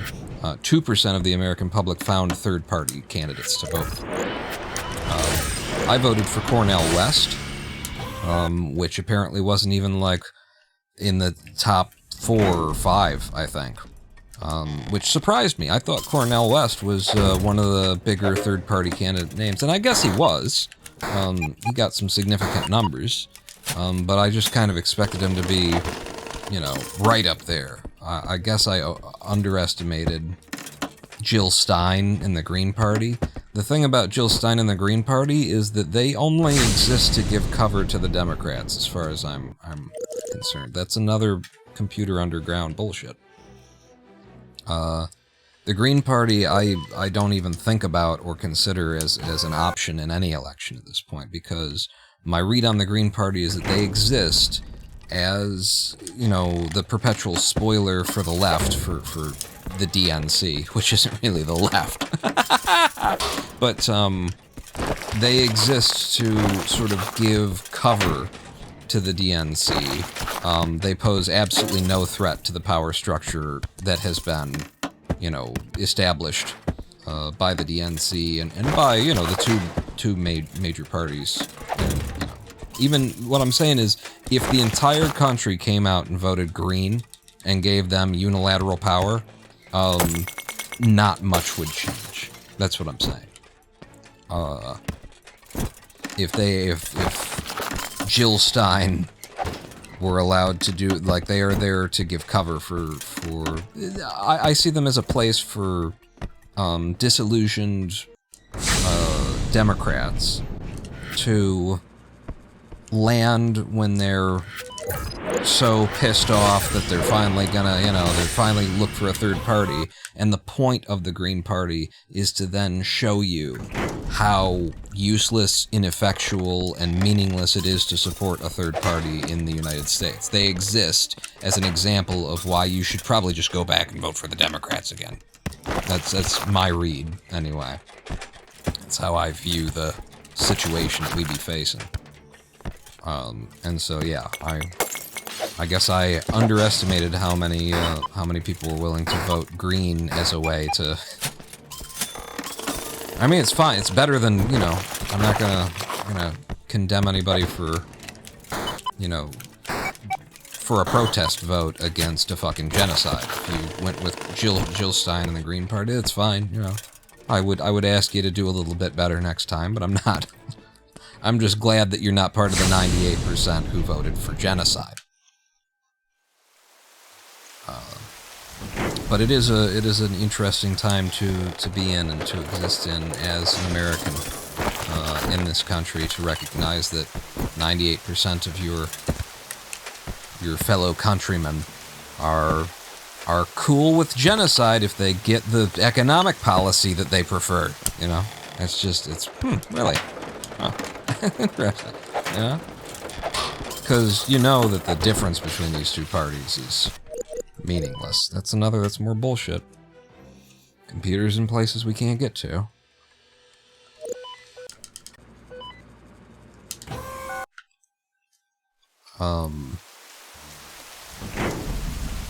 I've gotten more and more there, too. I didn't used to be, like a both sides are equally evil kind of a guy, but I've been around long enough now to see that the Democrats, they are no hope for any of the things that are important to me as a person.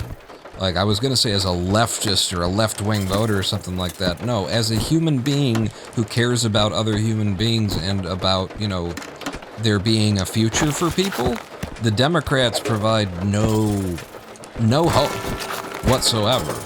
They propose no solutions. They occasionally talk about solutions as though they could be on the table, but I've now been around long enough to see that they just talk about them. They're not trying to get there. They had 50 years to make sure that a woman in the United States of America had the right to self-determination, and not just leave it in the hands of the courts and Roe v. Wade. And they knew the entire time that the other team was coming for it and gunning for it, and in 50 years, they did not see fit to trade any political currency to secure a woman's right to her own life, to being able to make her own fucking choices. That is the Democratic Party that I know. That is the Democratic Party that I believe in.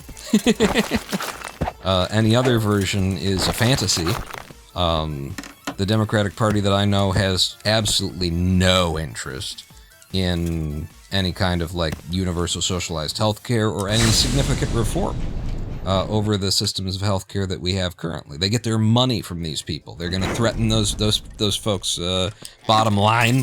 They're going to piss off the investor class who's, you know, it's not even like the businesses themselves. It's not like they go into a room and have a meeting with Big Pharma.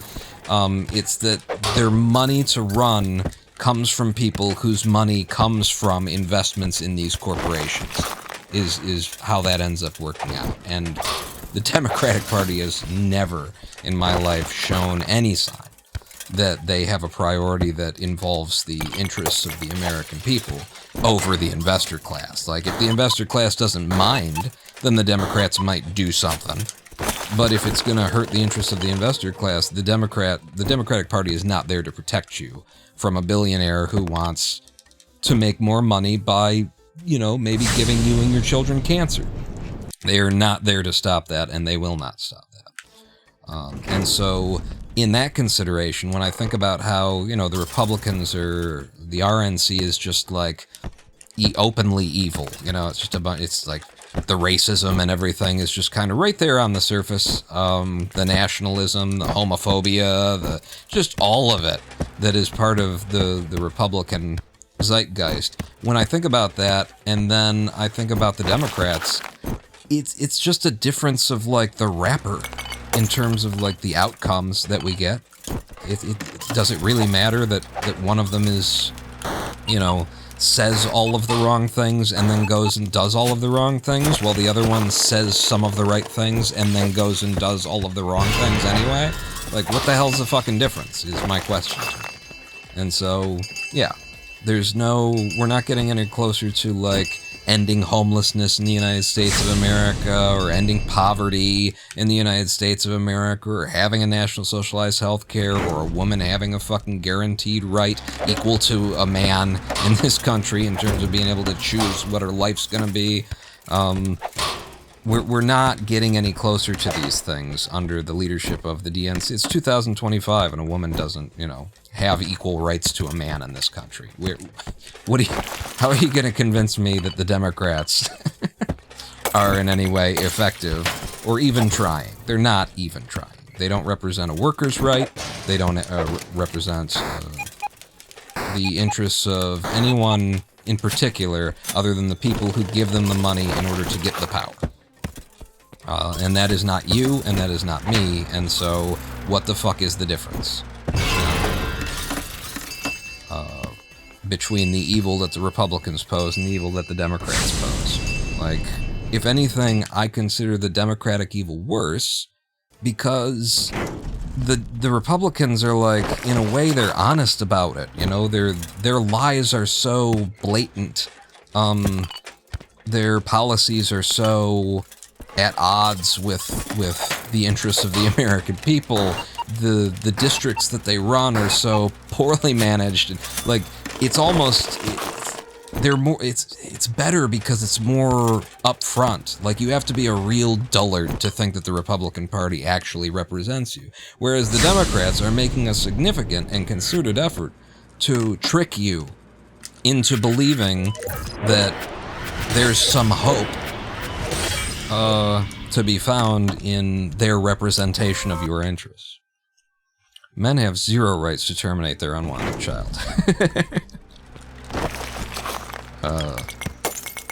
I mean, I think the bigger concern here, like, the idea that you might have to pay child support and have absolutely no responsibilities to other than that is one thing.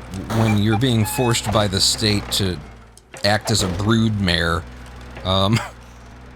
and bear the next generation regardless of what you're, you know, that's a little bit different. 9 months, your body's never going to be the same, and then also, you know, short of like an adoption service or something like that, probably the next 18 years too. It's a little bit different.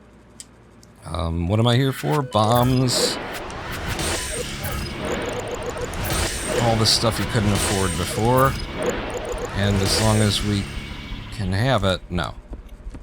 Stick to routing.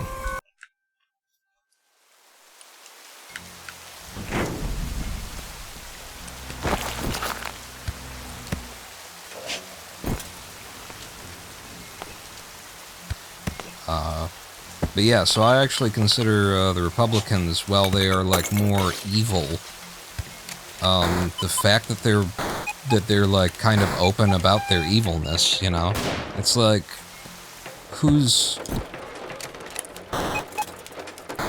worse, the guy who keeps telling you he's not racist and then following it up with but, and you know, and then launching into something about these Jews, these black people, these Muslims, you know, something like that? Who's worse, that guy, or, you know, the Klansman who, like, he's got it tattooed on his face? It's like, all right, at least I know where you're coming from, and I don't want to spend time with you. Whereas this guy over here, he's out there, like, kind of flying under the radar, isn't he? That wasn't a successful heist. I have to commit to finding absolutely every computer in these places before I leave, and it's really hard, because it's just the warehouse district. I want to leave. There's no reason for me to be in here.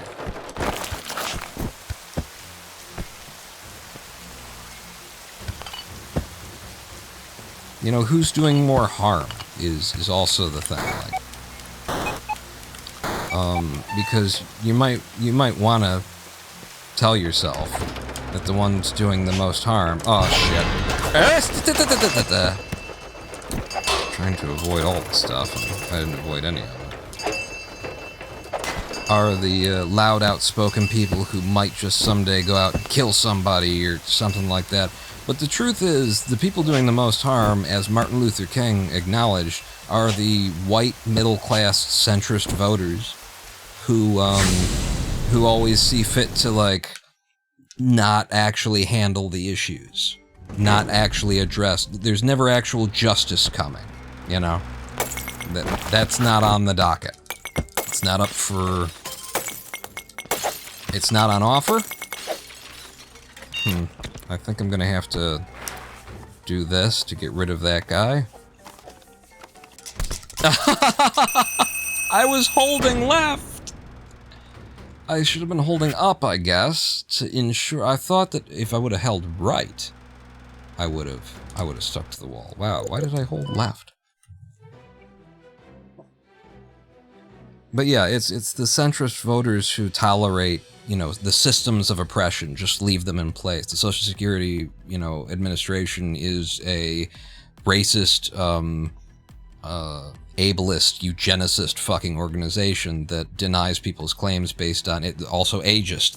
They're denying claims based on whether or not they want to give you the money based on your, how do they put it? How do these people put it when they talk about it? Your, I can't remember, like, Lady Pawn actually got this language recently from a doctor talking about her socioeconomic profile, which is, you know, a way of saying that you're black, that you're a poor black woman. But, you know, these are the, if you look at the statistics, we can prove mathematically that the Social Security Administration is an ableist organization. We can prove that they're racist. We can prove that they're misogynist in their policies, in the application of their policies. But the American people, they're also a little bit ableist and racist and misogynist and stuff. And so it's like, I'm not gonna demand that my representatives, you know, do something about that. I'm gonna be happy that my representatives are keeping, you know, me and my little suburban bubble city in white picket fences and dreams of a time that never existed. Come the fuck on, Twitch. Why do you need to reload the stream to switch to mod view and make me watch ads? Jermaine says, remember, it is better to leave and go to another than run a bad level. Oh yeah, I guess I'm not even, my head's not even in the run anymore because I found something fun to talk about. But yeah, there's no hope in the Democratic Party for, you know, if you actually give a damn about people, if you actually give a damn about... After these messages, we'll be right back. If your policies are about, you know, it doesn't, you don't even have to, like... I would like to say that it doesn't even have to be, like, political when you get down to it, like, in terms of, well, I think abortion is this, and I think all that kind of stuff, gun control and whatnot. Neither of these parties represents your interests, no matter who you are or where you stand on these issues. Whether you stand on the dumbass side or the correct side. I am nearing 2 hours. Thank you, Kenneth. I will keep an eye on that. Let's just hope that I don't get onto the run of my life. It's weird to say that. Let's just hope that this run continues to suck. Yeah, it looks like we're good to just leave.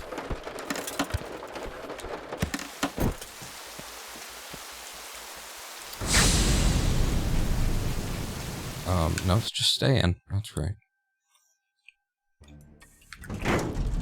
But yeah, I mean, if you think that there's any hope in the Democratic Party for national socialized health care in our lifetime, then you say that. Say that you believe it. Say it. Put it on the record. Come on. Really?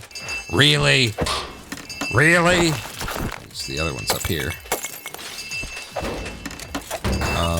If you think that in our lifetimes the Democratic Party is even going to start talking about ending homelessness or ending poverty, which these are entirely doable goals. It doesn't cost that. Finland has already shown us how it's done.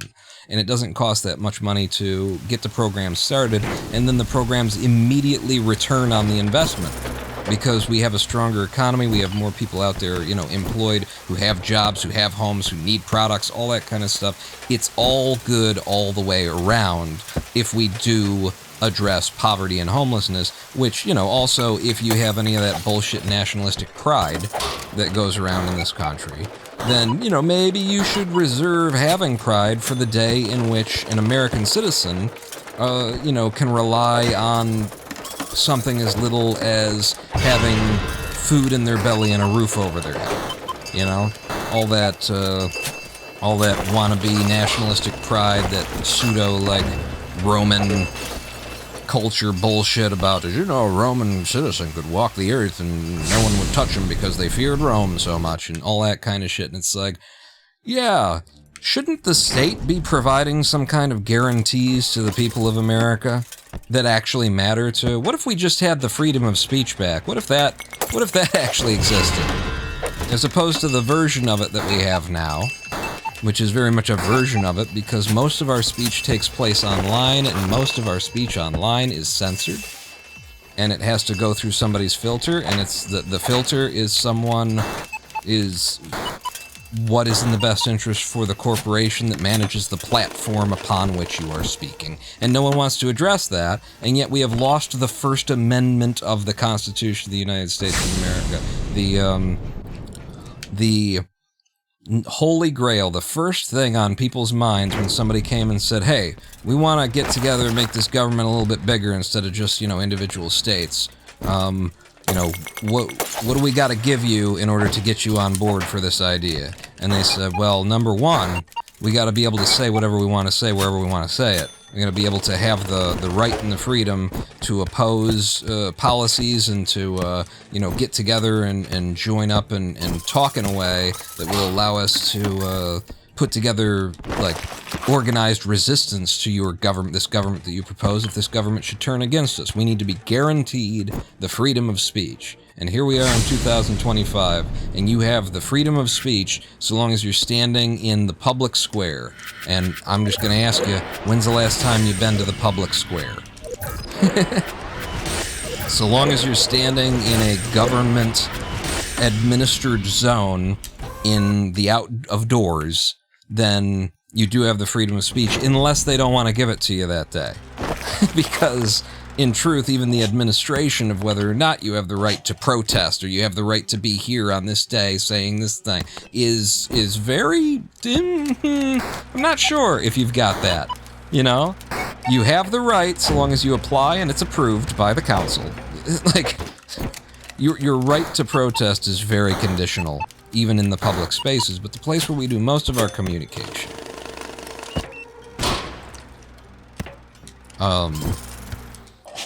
is right here on the internet.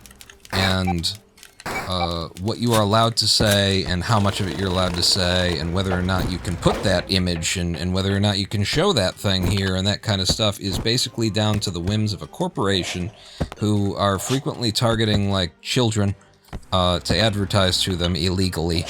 And so they want to create the appearance of a family-friendly platform, and that's mostly the circumstances that we're living under in terms of our quote-unquote freedom of speech as it exists today. God, I'm so close. Alright, I'm just gonna stay in and follow routing. Yeah, that's your choice for giving control of your voice to a corporation, right? You chose to use that platform, and so they can decide whatever they want to happen on their platform, and then, and it's like, yeah, so where's the alternate platform? If this is where all of the speech is happening, then where is the giant, massively used, government-administered platform where I do have the freedom of speech? Is there a giant social media government version that is, like... This is why we need laws. The laws were always there to protect us from this, from the corporation, from the interests of the fucking rail barons. That was the fucking point of having a federal government like that. Wow, I just jumped through that frog, and I really shouldn't have. And I shouldn't have done that, but I do think I just cleared this building rather quickly of any additional computers. Now we just gotta get out without the cops grabbing us. But yeah, the idea that, you have the right to choose the platform on which you... Yeah. So that's good. Elon Musk doesn't own Twitter and doesn't control the conversation and doesn't silence journalists who post things that he doesn't like. Okay, cool. Freedom of speech intact then. Yeah, there was a privacy policy that you agreed to in order to... Fuck you. No. What a bunch of bullshit. Right, kinda? That's why the government should eminent domain Facebook and then hire Meta to run and not censor. I am so pro eminent domain. It's time for the seizure of things that just never should have been in the hands of private for-profit companies in the first place. Just go and grab it. Just go and grab it. You know, or what you do is you walk in and you say, all right, here's how this is going to be from now on. And if they go, oh, well, we're going to call our lawyers, you go, okay, you go ahead and do that. Meanwhile, we're going to go ahead and just, you know, eminent domain all of your property, and you let us know if you've got enough money left to go to court over it, because it's done. And by the way, when the courts come to their conclusion, we have no obligation to like abide by the court ruling. We can't. It is just a people's government, and if the people's court says no, you got to do this, we can just go, no, we're the government. Who's going to enforce it if not the government? Where are the police going to come from? Who's going to serve the document if not the government? So yeah, I am so on board for eminent domaining our fucking Comcast and shit like that. I gotta get out of here, and I don't like what I'm seeing, so I'm dropping a bomb. But I am absolutely a proponent of the people just taking these things back. You know, we can't get these private for-profit rail barons to get their trains out of the way of our Amtrak so that we can have a functioning passenger rail system in the United States of America. Well, damn, I guess we'll just have to seize the means of the railway and not have to worry about it anymore. Seems like a solution to me. Like, haven't we just been allowing these people to have their rail lines across all of the people's land all over the place? Isn't this... Wait a second. I don't think we have to ask for permission here. Pretty sure this is our land, and we can take what we want. Because it was only ever being loaned and lent, and, you know, you never had a right to it. And people want to say, you know, the other side of that will be like, well, you open that door, though, you start doing it to corporations and stuff, you know, imagine the government coming for your property and your shit and stuff like that. And it's like, yeah, we won't do that. You know, we can actually just set the laws so that, you know, we have the ability and the right to claim, hang on, claim property from an incorporated entity. What's the other thing I need? But not from an individual. Ooh, really? Fastest New Belgravia opening we ever had before? Alright. Now we know where the computers are, and Writing Up is the closest one. Oh, good. One of these bastards. They're just, they walk so slow. They're not speedrun friendly. Get him! Yeah. You dead? He's dead. You dead? He's not, no, but he's in the hole. Oh, fuck. Why you gotta do this to me? Yeah, no, we're better off just leaving. And how much money did I get? It's enough to go buy Aptitude 2 anyway. Like, if we've got to exit like this. And I'll pick up Hack Speed because it makes it more worthwhile that we had to exit early.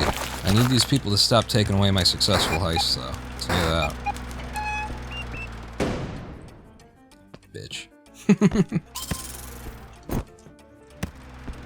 Ah, god damn it. Long-eyed slow walkers. And then it's paired up with this guy. Maybe I can get back to him. God shitting fucking fuck. Okay, well. I'm not handling this particularly well. Everything's a little bit too far to the right. I'm exiting again. We need successful heist. This is not viable. I could have gone out and got A3. God damn it. I'm going to.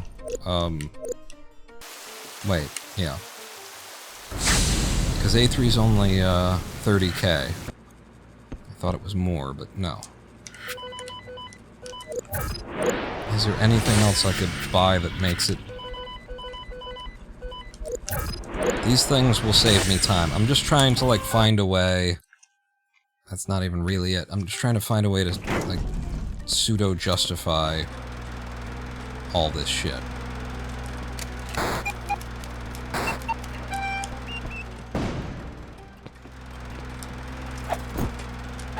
To justify the time loss of having to exit again.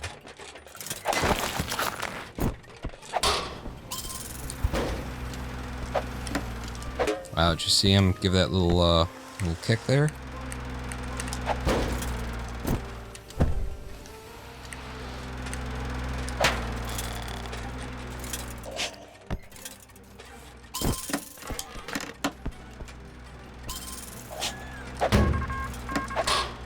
Oh, really? Damn it. Thought I was gonna get both of them.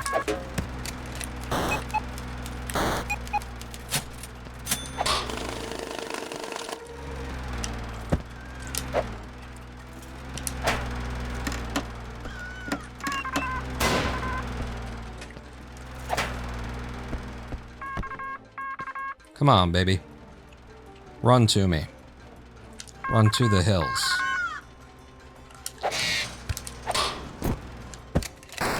Okay, just one more computer up left, and then we'll have actually done a successful heist in the Belgravia, but after all this time, I want that little bit of floor money there. Wow, that was really close. Go over there. And then, I mean, I don't know how I'm getting out, but I don't got time to think about it, really. Well, it ain't to the left, which is where I was kind of planning.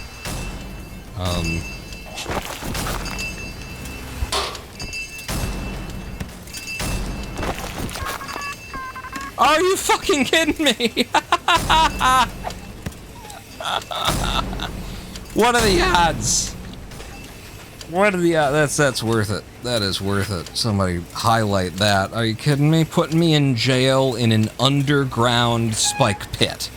A completely trapped-in spike pit. That's one for the bullshit counter for sure. Thank you. Maybe I'll give it 2. No. That's perfect anyway. Like, we're 10 minutes over when our live stream break is supposed to come. We got a gold in the splits there. So, sum of best now down to 28.44. Return to airship. Yeah, we're gonna have a 7-minute live stream break now. That's why the government should have a domain, Facebook, like healthcare? Yeah. Let's do that to healthcare too. Let's just take that back. No, I can leave the controller on.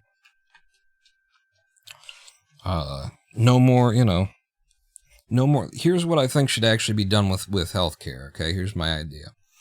As we watch a train go past, that's actually happening live right now in Detroit. These cameras watch interesting points in Detroit. One of them is a train crossing. Check it out. Good timing. Here's what I actually think should be done with healthcare. This is how I'd do it. I would simply make it illegal to be a for-profit health insurer. That would be number one. You cannot be for-profit as a health insurer. This would allow agencies to be not-for-profit, but like there would have to be additional restrictions because we know that people can basically legally run for-profit businesses under not-for-profit entities these days. But the goal would be to make them actually not-for-profit. Insurance is a pile of money.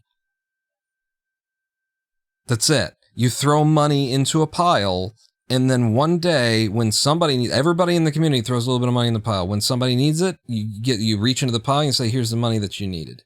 And you keep a pile big enough so that, whenever somebody needs some, it's there. And you just make sure nobody steals from the pile. That is all you do.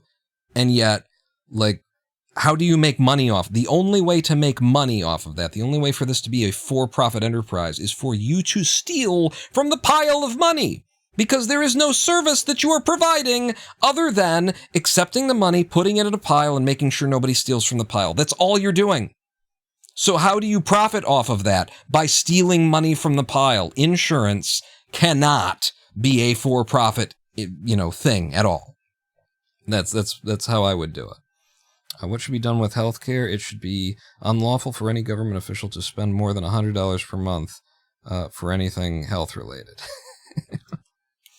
I mean, we should absolutely just take healthcare away from Senate, congressmen, all these people, and dock their pay into. Here's my idea for what we do for like the actual representatives to get them in line. Okay, if you want to be a senator, congressman, you want to represent anyone, anywhere, in any role in government in the United States of America, here's how this works. Your income will be set based upon the income of your constituency. And boom, I've just solved every problem in politics. Because if your income is defined by the income of your constituency, then suddenly the greedy, selfish, sociopathic bastards who want to get into government for the power and the money, there won't be any money. There's no money there. And once you get to DC, you find out there's not much power either.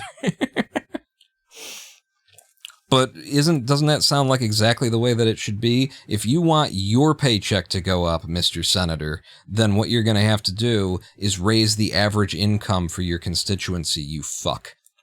I'll meet you back here. We're going to take a live stream break. I'll meet back here in 7 minutes. I'll play some music. I'll roll some ads so we don't get any more mads. Meet me back here in 7 minutes. Don't go anywhere. Pawn not out. Come on. Fuck, Winamp.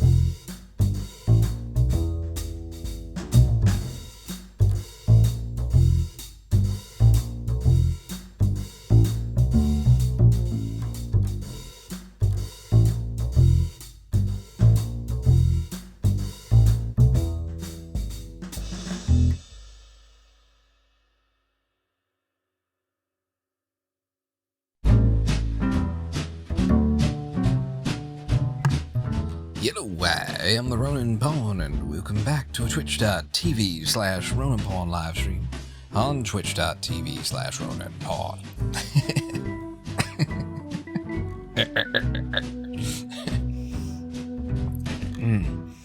Kenneth said we were talking about a plan to make all government officials, employees, elected officials be paid based on the average income of their constituencies. And he said, you must also restrict the entire family of the government official. There are a lot of $1 million salary senator wives. Yeah, another thing that we really need to do is just make it so you cannot have any stock holdings if you want to serve the American people. You know, these are offices of volunteer. First off, you are volunteering to be a servant to the people of the United States of America. That is the job. That is what you signed up for. And if you're not willing to part with your cash, with your money and property and stuff like that, then it would certainly seem to me as though maybe your interests are more in the money and the power than they are in the being a servant to the American people, and the conflicts that arise out of having people in the government who have a certain amount of influence and power in the first place, but who also get like insider information before things happen, who then also own stocks that, and then they can pull the money out of there before they announce that, oh, there's going to be a giant, Chinese fucking virus coming through here any moment, kind of a thing. Like we saw with COVID-19 and some of our senators who just so happen to reallocate their funds in expectation of some changes come around February 2020.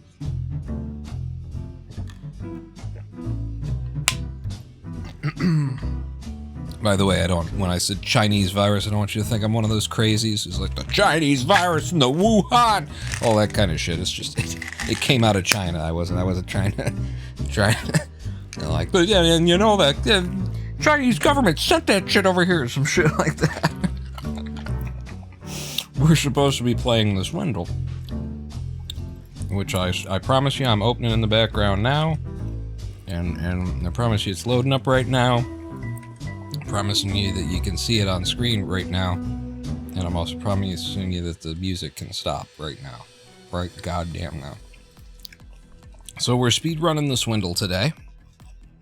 Wait, no, just had ourselves a little live stream break, getting back into the speedrunning chair. Gunning for a sub 40-minute time. I've already got second rank in the Swindle, and world record is too far away to even think about, but a sub 40-minute time would be desirable. And while we're running here, since the Swindle was giving us some of the worst RNG that we can possibly get out of it, we were just chatting about, government, politics, all the things that you're not supposed to talk about. If you'd like to, get into religion, I'd love to breach that as well. Okay, there is an area down there, but there's no money underground that I can't get to, so we're okay for the moment.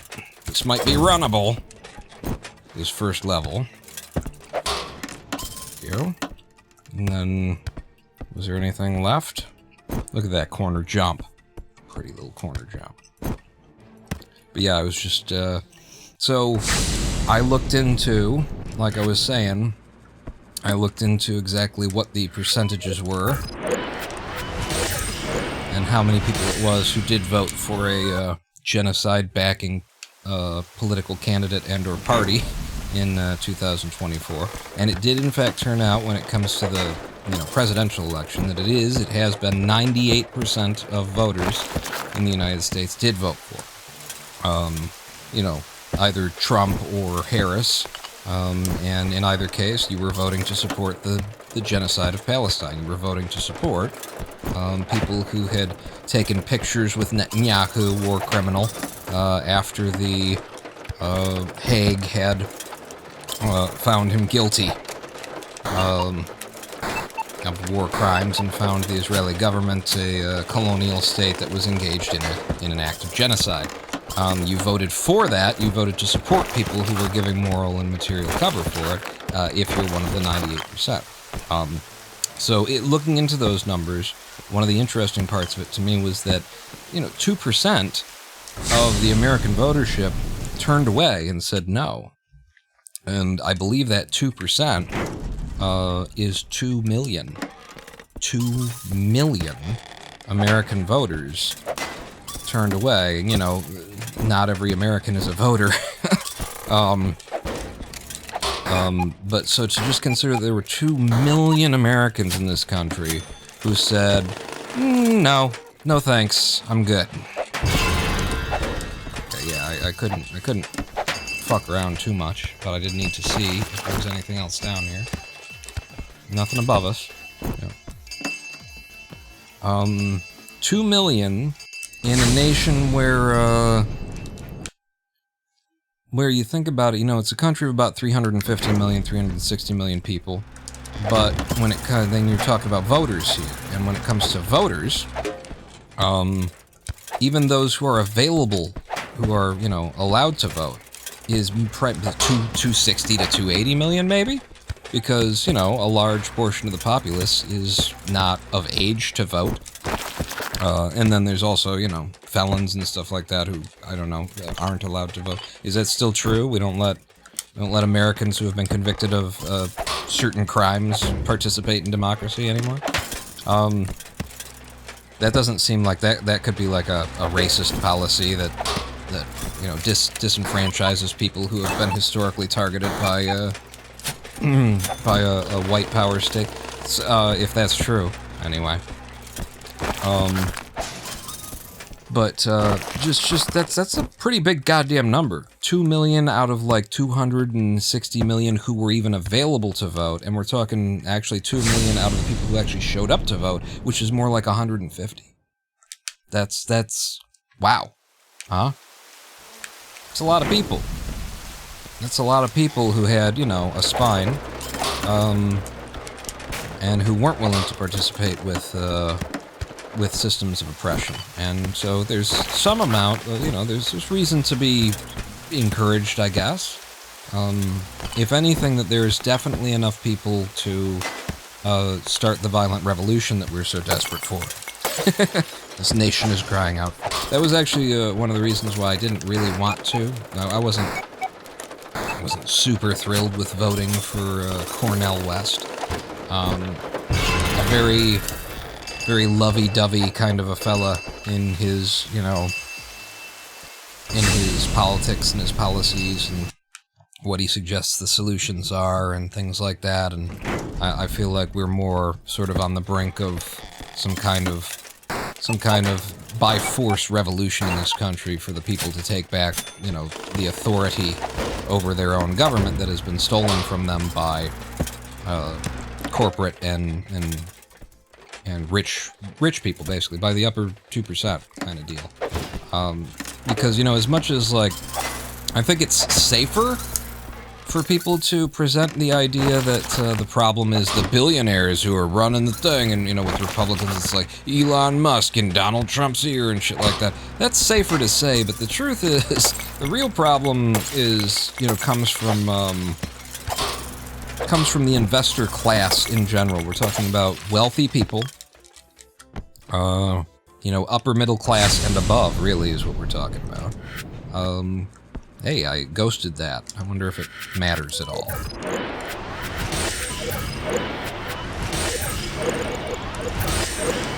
Okay. More money. It's the people who participate in the stock market. It's the people who are buying into Tesla and shit like that. And it's people who have this kind of disposable income. And, I know that some of you are the only reason why I can afford to eat. There's members of my audience who have money, who are San Francisco kind of people who have that kind of stuff, and it's like, I'm very grateful for everything but it is really, the problems of this country come down to people who live and die by the stock market tables. Who value higher profits over the things that we actually need in this country. The reason we can't solve, or why we won't, rather, solve issues like homelessness and healthcare and poverty and stuff like that, why there won't be any justice for Black America, 244 years of slavery followed by 100 years of apartheid followed by the inequality that is still at large today, is very much, you know, it's the rich folk. It's y'all who have so much power and so much money, and you like the way that things are going, and you think that nothing really needs to change, and there's no need to hurry, right? Things have been working out okay for you. That was a successful heist.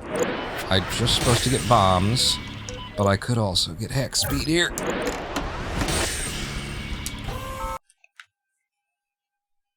So that was one successful heist. One more successful heist, and the money to be able to exit, and that's really all we need. It wouldn't hurt to be able to afford Steam Purge. Did I not get bionic eyes? I'm so used to, like, having it before then, that I didn't think that I needed to get it.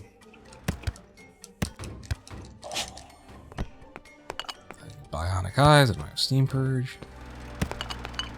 I got my bombs, so.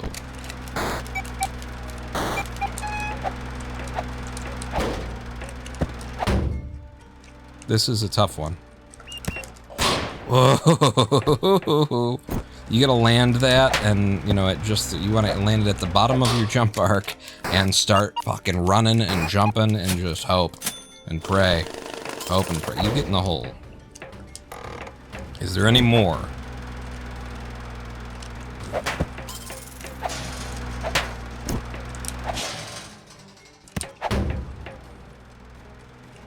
I don't have the bionic eyes, so how would I know? I could go down. I will bomb once to see a little bit lower.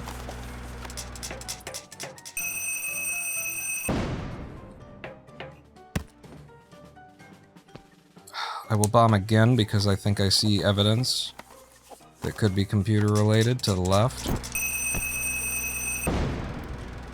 Well, wait a second. No, we're fine. And I don't see anything else, so I'm leaving. But not this way.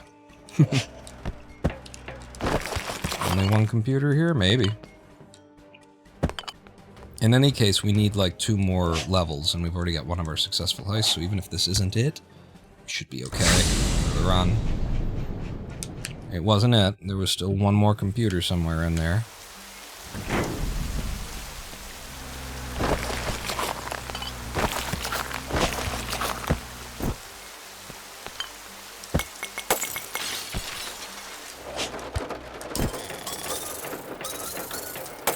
Okay.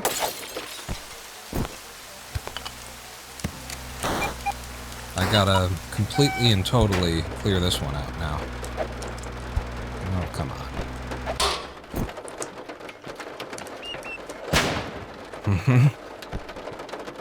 Stairs and a bomb. It's just not good. It's never good. Alright. But there's more down. I can't get to it. I can't even see it. Because I don't have the eyes. If I go up in there, I'll be stuck. Curses. I'm stuck. That's some floor money. It's worth something. Is it worth this much time? Maybe. You don't know. This is one of those speed runs where there really is like something to occasionally just following your gut, right?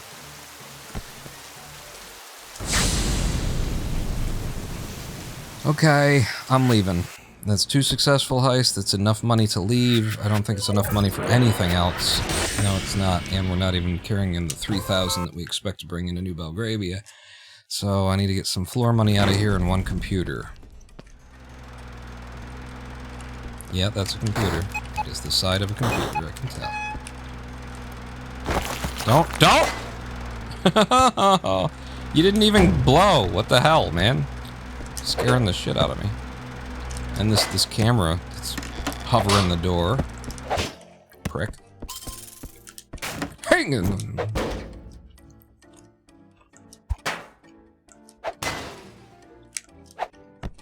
Okay. Invisible frog, invisible frog, invisible frog, camera. Invisible frog, invisible frog, invisible frog, camera. Invisible frog, invisible frog, invisible frog, and camera. I still don't have the fucking eyes. I'm just supposed to grab one and exit, but let's see if there's not another easy one to grab. There isn't, so... Oh no! I don't care, I'm walking out.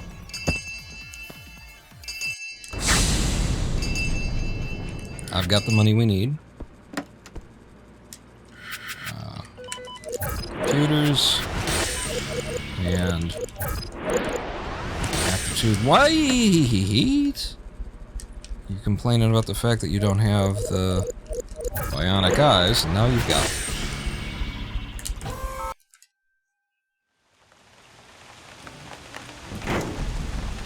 Okay, a lot of computers here.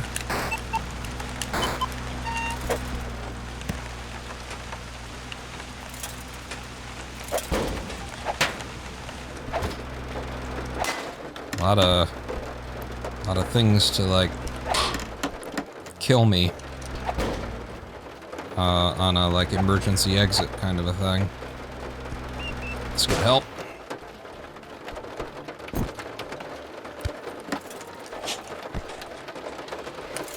In the hole, please. Thank you.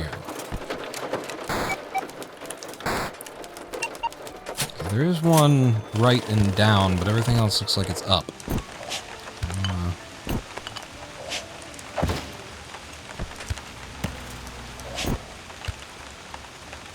Whoa, that was close.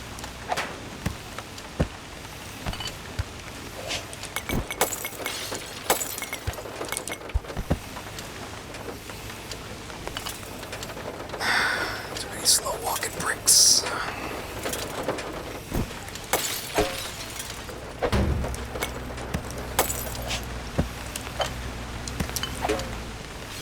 Thank you.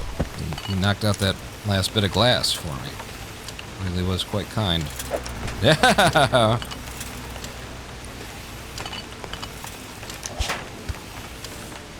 Really? Did I hit you enough for that? That's crazy. Okay. 2. And that one's secured.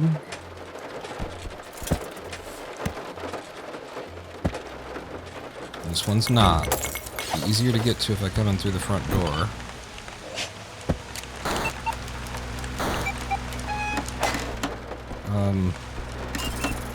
Alright, well that gets rid of one problem.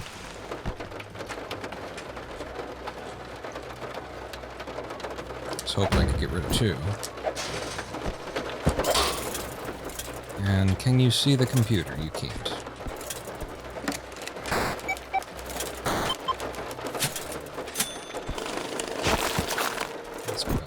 Recharge our jump. This dude. And then alarms are gonna go off, things are gonna start to smash closed when I do this. I don't have Steam Purge anyway, so just do it. Ooh. I managed to get up before that hit.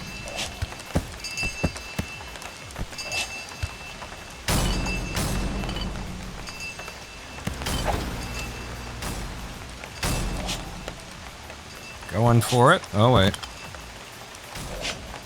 I thought it was a lot taller than that. Okay, good heist. We exit now, and we get the other aptitudes. No, it's an ability. And then Remote Det 1 and Hack Speed would be also on the list to get. We already got Hack Speed. Stay within routing. Alright. So now we just need the 120,000 to exit. Yeah, that's why it's helpful to go ahead and grab that early if you can get it. In the hole. Okay, I see that I can get into that room from top right. And it'll be easier to deal with Mr. Shotgunner if I slide down the wall and knock him in the hole. Wow, I almost just landed on it. 1, and there's only 3 here, which makes for an easy, successful heist.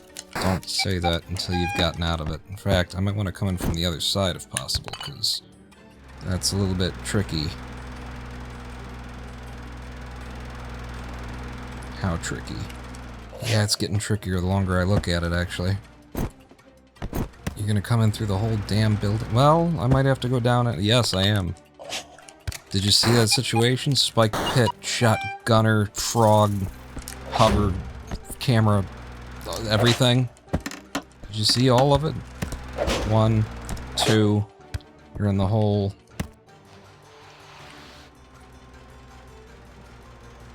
How long this guy's eyes are. Not that long. Good. You just turn around, frog.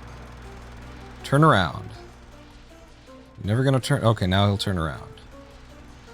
There he goes.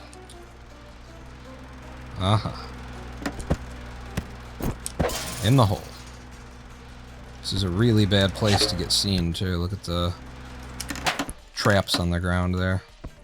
Be a nasty one. Ha ha ha ha ha ha.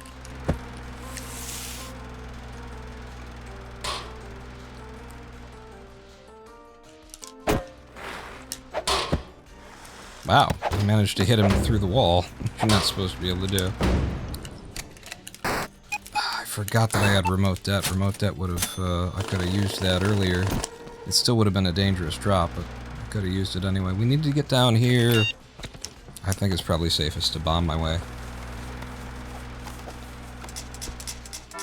And again, we just don't need that kind of crazy time save, you know? Oh, look at the luck! We got one of the holes to open up for free.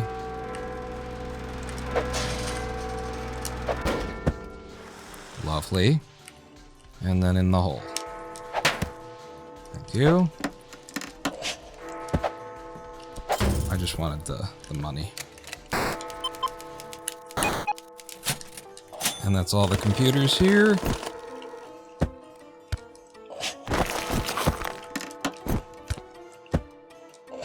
Lovely.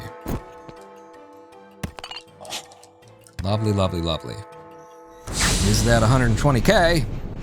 It is. We're out of here. We don't even need 120, we just need 100.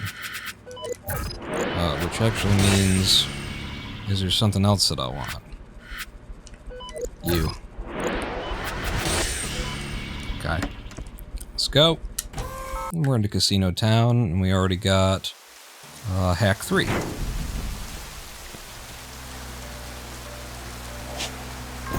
Come on. You didn't get him, though. Okay, there is a computer right here, but it is locked down. I'm also supposed to... Oh, goodness. Hang on.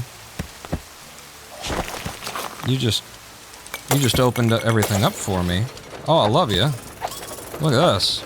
Look at this. Down. Down. Right. Right. And everything's offline. Alright, we are staying in here. Uh-huh.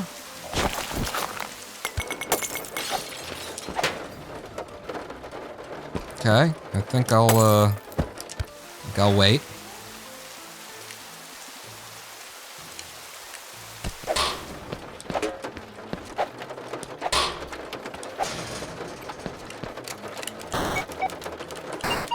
Yeah, usually I'd just grab one and leave, but we stumbled onto that security room, so we're in. There is down right, but there's also up. Upright.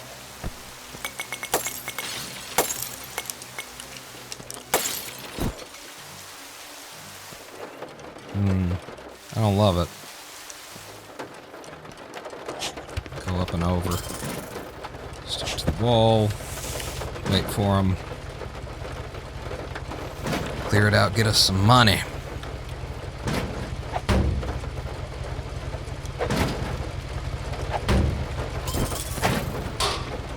Two for one.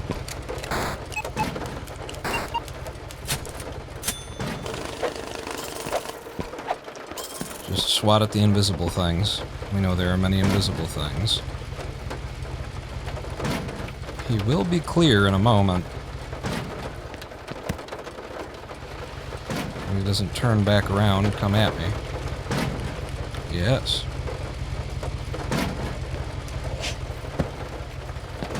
Over here. I don't have a double jump now. Just keep that in mind. No, I was trying to smack you away before you reached the wall. That was the whole point. Okay, now I have the double jump.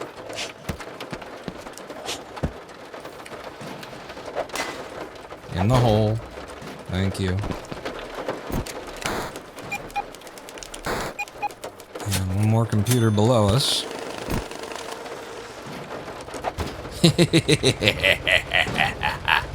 Oh, shit. Hi. Yeah, I forgot. Keep going. Just keep going. Everybody loves Raymond. What? I don't know. We all like you.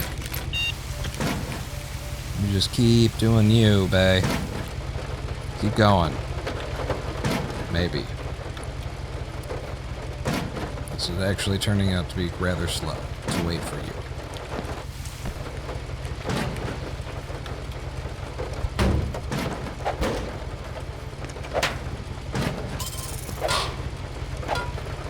Can't.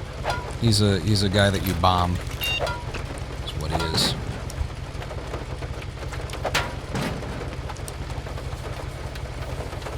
I'm dropping the bomb, and I'm walking away, and he's walking into the bomb, and he gets hit, and then he blows up again, and that's how you do that.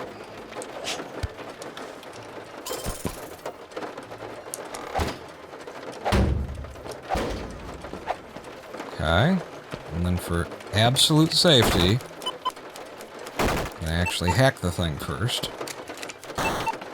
And we're back at the entrance, so I should just be able to leave.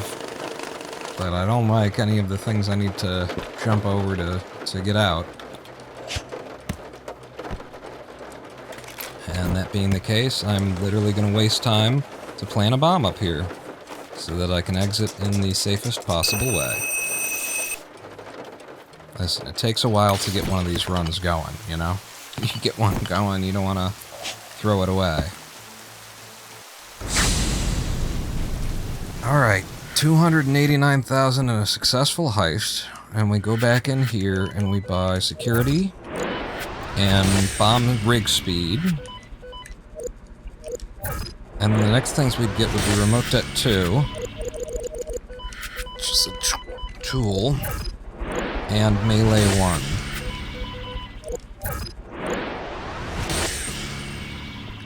And that's it. So we kind of just need the money. No. That, and then... No! Fucking... Keep going. Press the wrong button. I don't know how to unreset my splitter. I was trying to find the button that would let me skip a split, which I think is Control 4, but Control 3 is reset. Hence, where we are now. I got remote det 2, so you know, fucking that, please.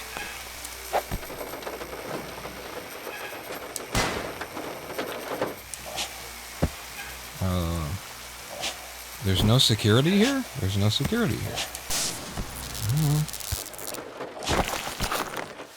That's really, like, tilting.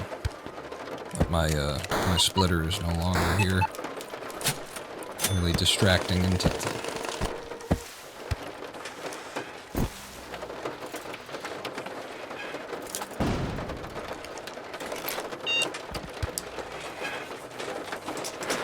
Rig speed 2. Rig speed as well. There is no rig speed 2. Okay, buddy.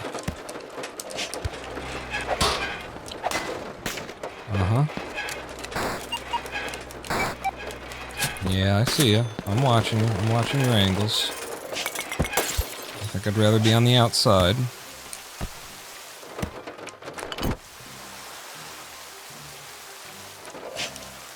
Don't. Yes, it cleared the computer. I knew it was down here. I saw it earlier, and I was thinking about it, and I was worried. Come on over. I also have Melee 1 now, so everything goes down a little bit easier.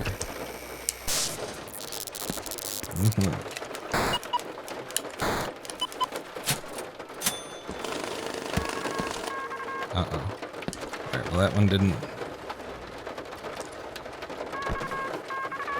I think once it's done that once, it won't work from then on, so I think it's just stuck there now.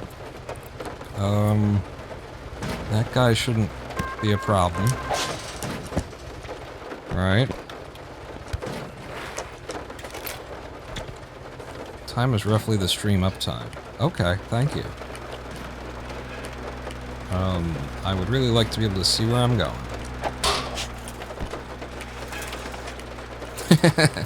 You like that? Like what happens when you smack one of those into there? Makes sense, I guess, in a way.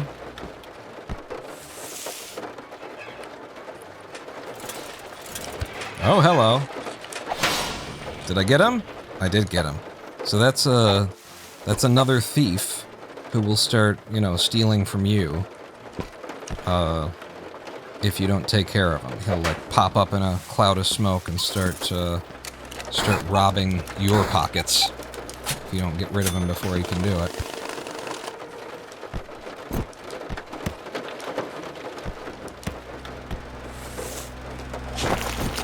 Yeah, I know the movement in this game pretty fucking well. So.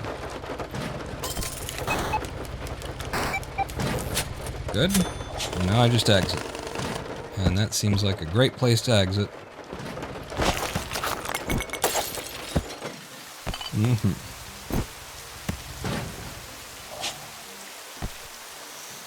Okay, what do we need? 225? That should be enough. That really should be enough, yeah. Okay.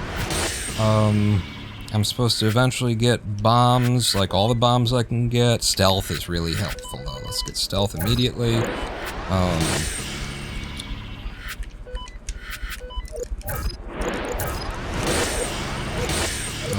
I never got Steam Purge. That's how little I use it. Hack speed 2. No. No. Alright. We're into the banks. Oh, wait, that doesn't really help me anymore, does it? Wow. And how much hacking needs to be done. Get rid of that guy. 2 hits for you.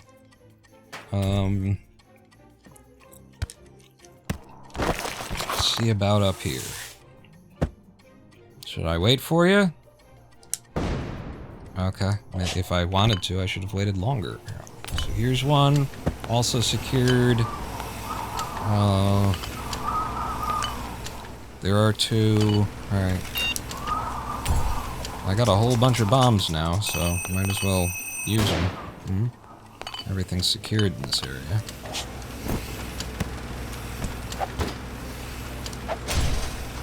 Yeah, I'm not happy either.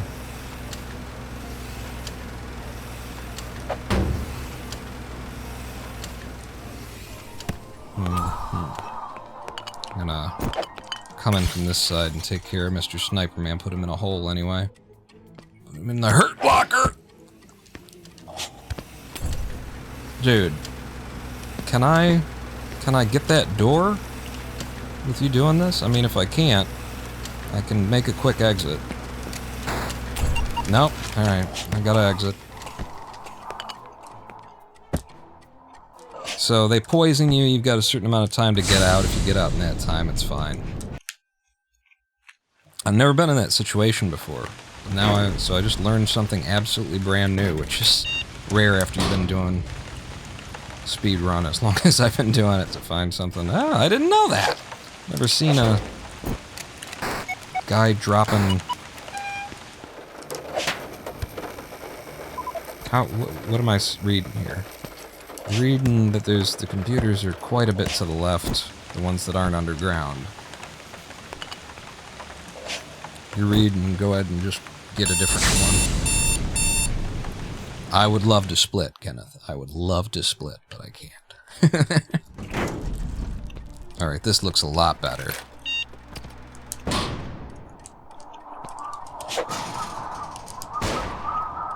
Yeah. Looking a lot better. Mm-hmm.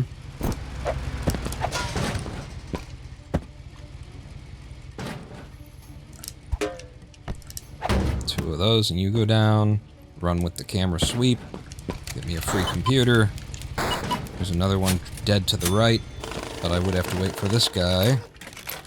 I do have so many bombs, I might as well clear the path of him.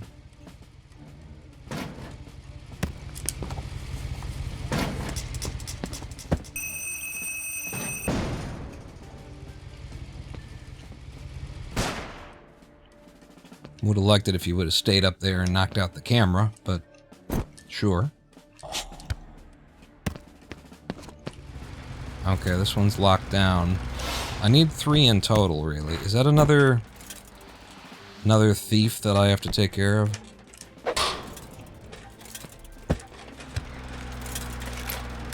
Holy shit, that guy is very close to seeing me.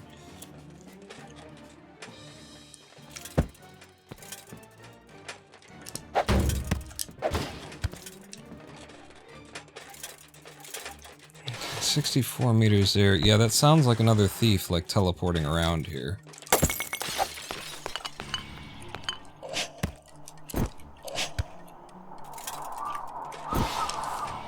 Yep.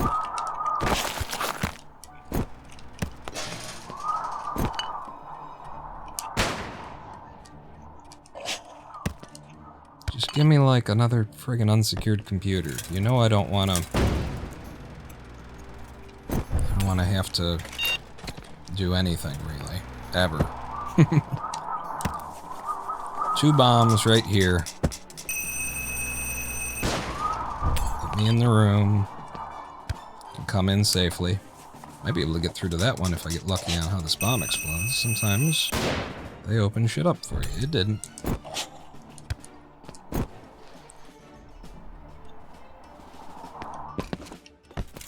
Safe to be here. Camera won't see. You get hit twice. Okay. I have to wait again because it didn't. I think my fingers just hit the wrong buttons, maybe.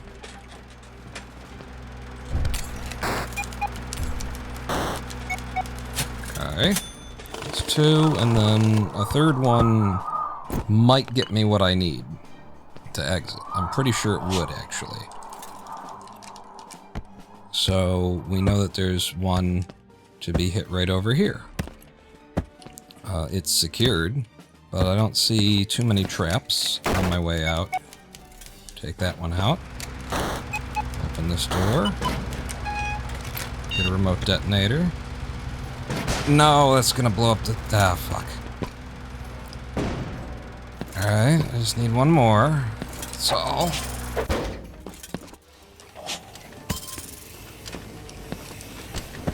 Yeah, and here's the goddamn nose, and then 40 meters away up. I'm leaving.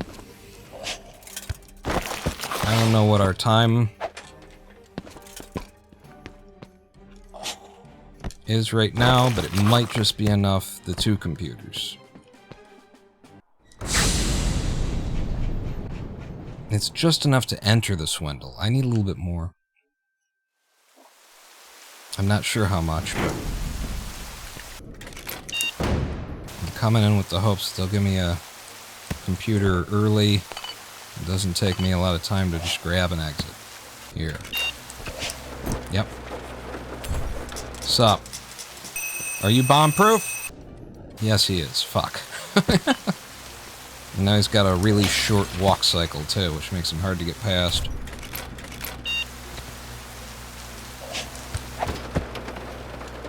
Well, that helped. You, and then see what these sight lines are gonna look like. Mm-hmm.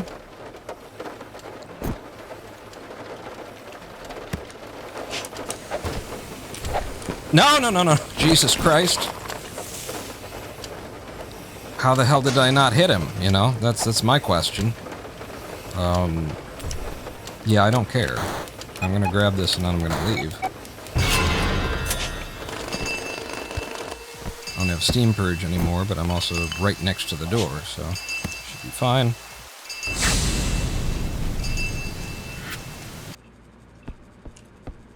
So let's buy our way into the Swindle, and then the tools that remain would be larger explosions. Wait. Let's get Pod Purge, EMP, Auto Purge is great if you can afford it, faster recharging, or longer cover. Faster recharging,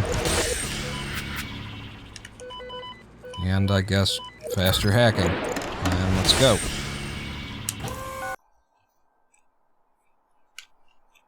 What's our time? How fast should I be trying to go? I don't know. How much should I be trying to risk? I don't know.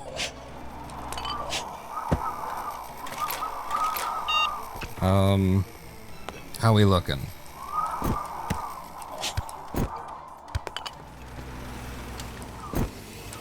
Okay, I've seen this Swindle before. I wonder if you can. That's possible.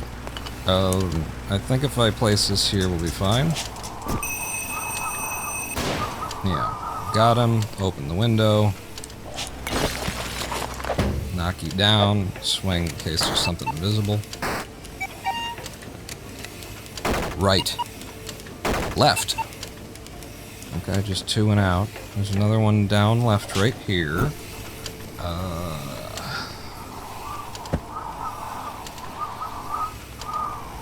I can teleport up into it, but then it's got... Yeah, it's way safer to bomb in. Right here should be good.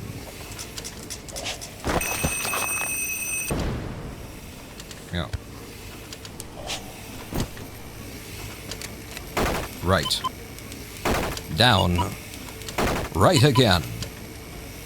Okay. And there's one that's down right, down left, down, down. Not that far away. But I don't know how I'm getting to them.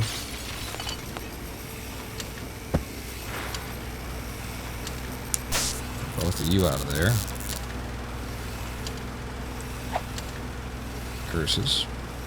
Foiled again. Good. Ah, I only got 1 hit on him. And her. Can you see this spot? You can't. Okay. This will let me get rid of this guy. I should just EMP them. They're gonna take so long. They've already taken 2. Now at this point, you might as well just hang here and knock him out. When he's down, you can get him behind her. Hit her a couple more times.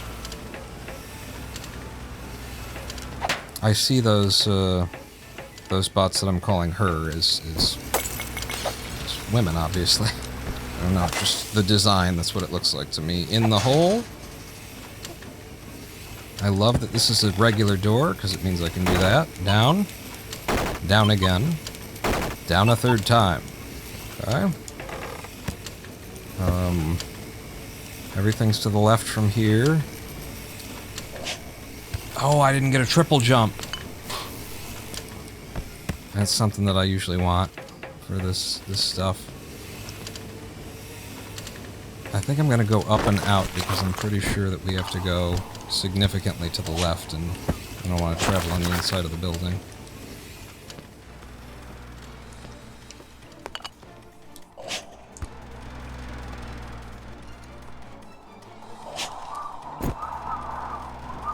Okay. I'm sneaking. I'm a sneaky sneakser. This seems like a good place.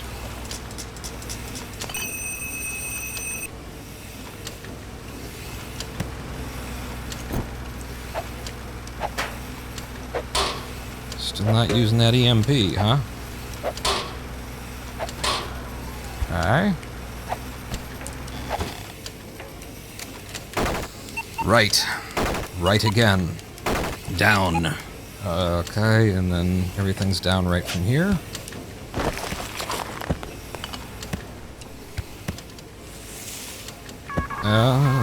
Beautiful. Wonderful. Remember when I said still not using that EMP? That was probably the worst use of it I could have come up with. Honestly, I should probably bomb this. It'll just be easier.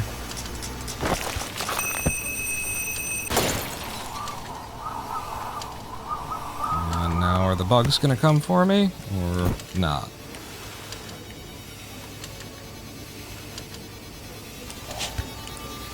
Looks like not.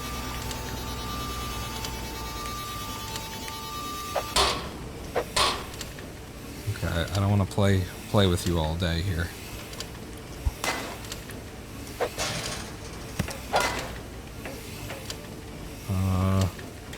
And then to get in here, 1, 2, 3.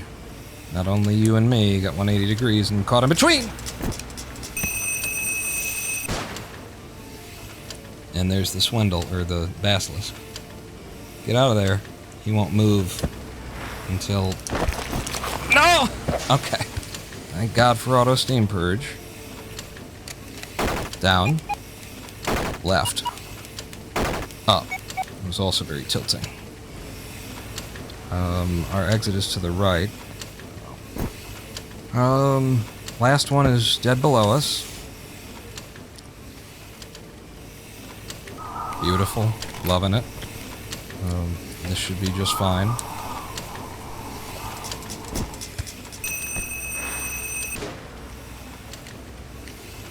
Did you take care of my enemy problem, too?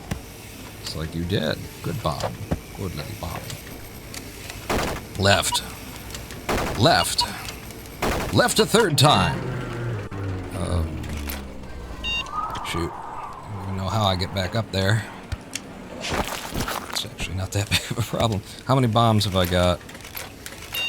4. 1, 2, and then another third, and then we gotta get through from the other side. I don't know. Oh, Jesus. Wow. This is why... Oh, no. This is why...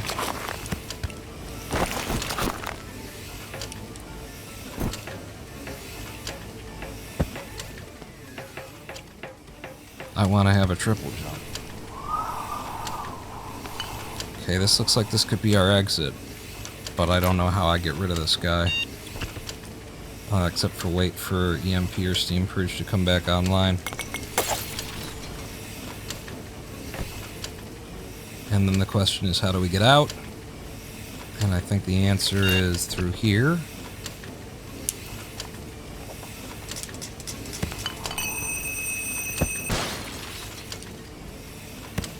It opens up a lot. Wait for the long eyes to go.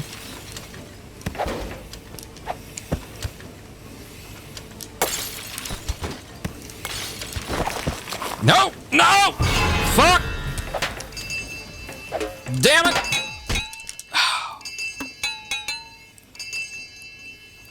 Just gonna go ahead and hit bullshit there a couple of times, because you saw what happened.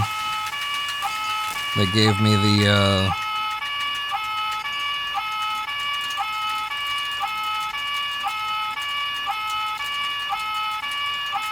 the bullshit jump. The no directionality jump.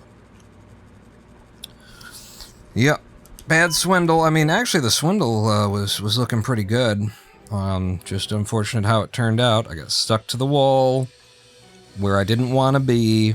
Didn't try to get stuck there. And then when I jumped, they gave me the jump where I have no control over my velocity. Or my directionality, the dead man's jump, let's call it. We never gave it a name, and it needs a name in speedrunning for this game. Dead man's jump. They gave me the dead man's jump, and so I couldn't get back to the wall even though I was a millimeter away from it. I couldn't keep going in the direction even though it was a millimeter away from that. Thank you, Dan Marshall. It's a horrible phenomenon. Yeah, I haven't been able to figure out, like, what causes it. Even though I've found, like, scenarios where it always happens, I haven't been able to figure out what causes it. There was a certain level the last time we were running where I needed to get a little jump. I needed to get a big jump, actually. So I was doing like a creep down over the side of the ledge thing where you get a bigger jump because you're jumping off of the side of a wall. So creep down over it, and then I was trying to jump from the absolute top of it because I knew I could get there, but every single time that I jumped from that position in that spot, having done the little creep thing, I got dead man's jump, and I couldn't make the jump, and so I just walked out of the level and went to another level. I think. That's what I did. Dead man's jump is a good name, yeah. I don't know how many times that thing has killed me. But that was a good run, and I think even though we didn't have the splits, I feel like we were on pace. You know, trying to beat a 42-minute time, I think that would have cleared in a 40, maybe.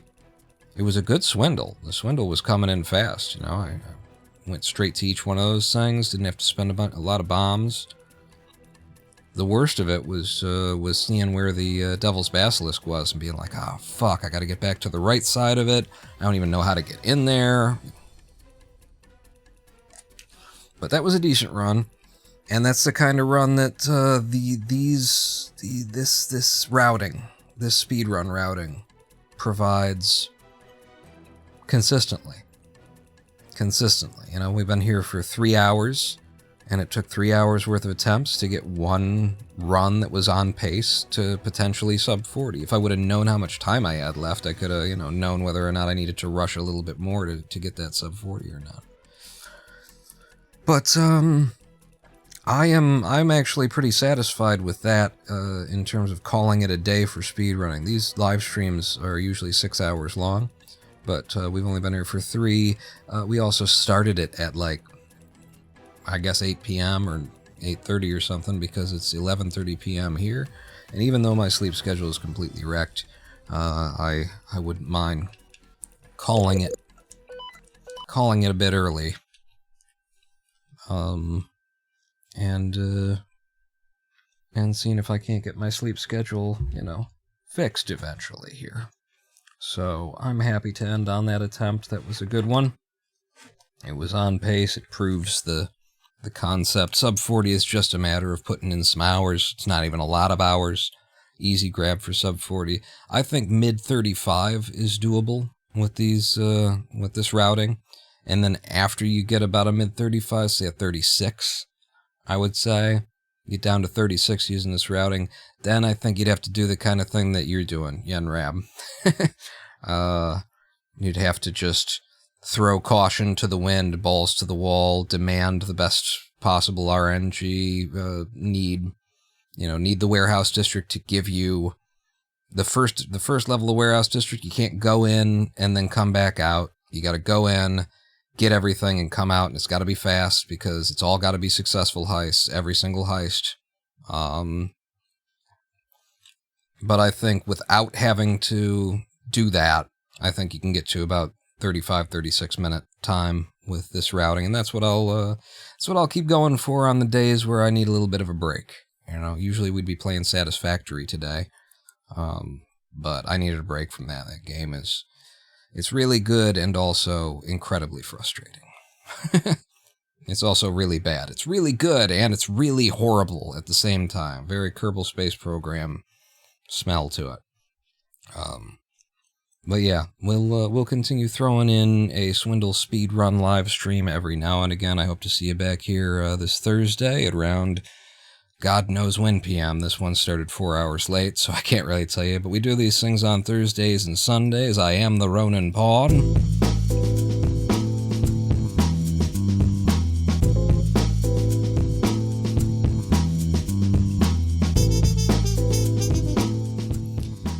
And yeah, you know, have standards. Don't vote for people who are backing genocides. What else did we talk about today? Maybe women should have the right to, you know, self-determination in 2025 in America. I don't know. It's up for debate still. We're not sure. What else did we talk about today? Stay frosty. Is that something? I don't know. Have I ever said that? I don't, it sounds like a very Top Gun thing to say. Stay frosty, Iceman. Wait, I gotta pull the gum out. Iceman. And then you chomp. I'll see you back here Thursday, probably with some more Satisfactory. Meet you then, Pawn. Out.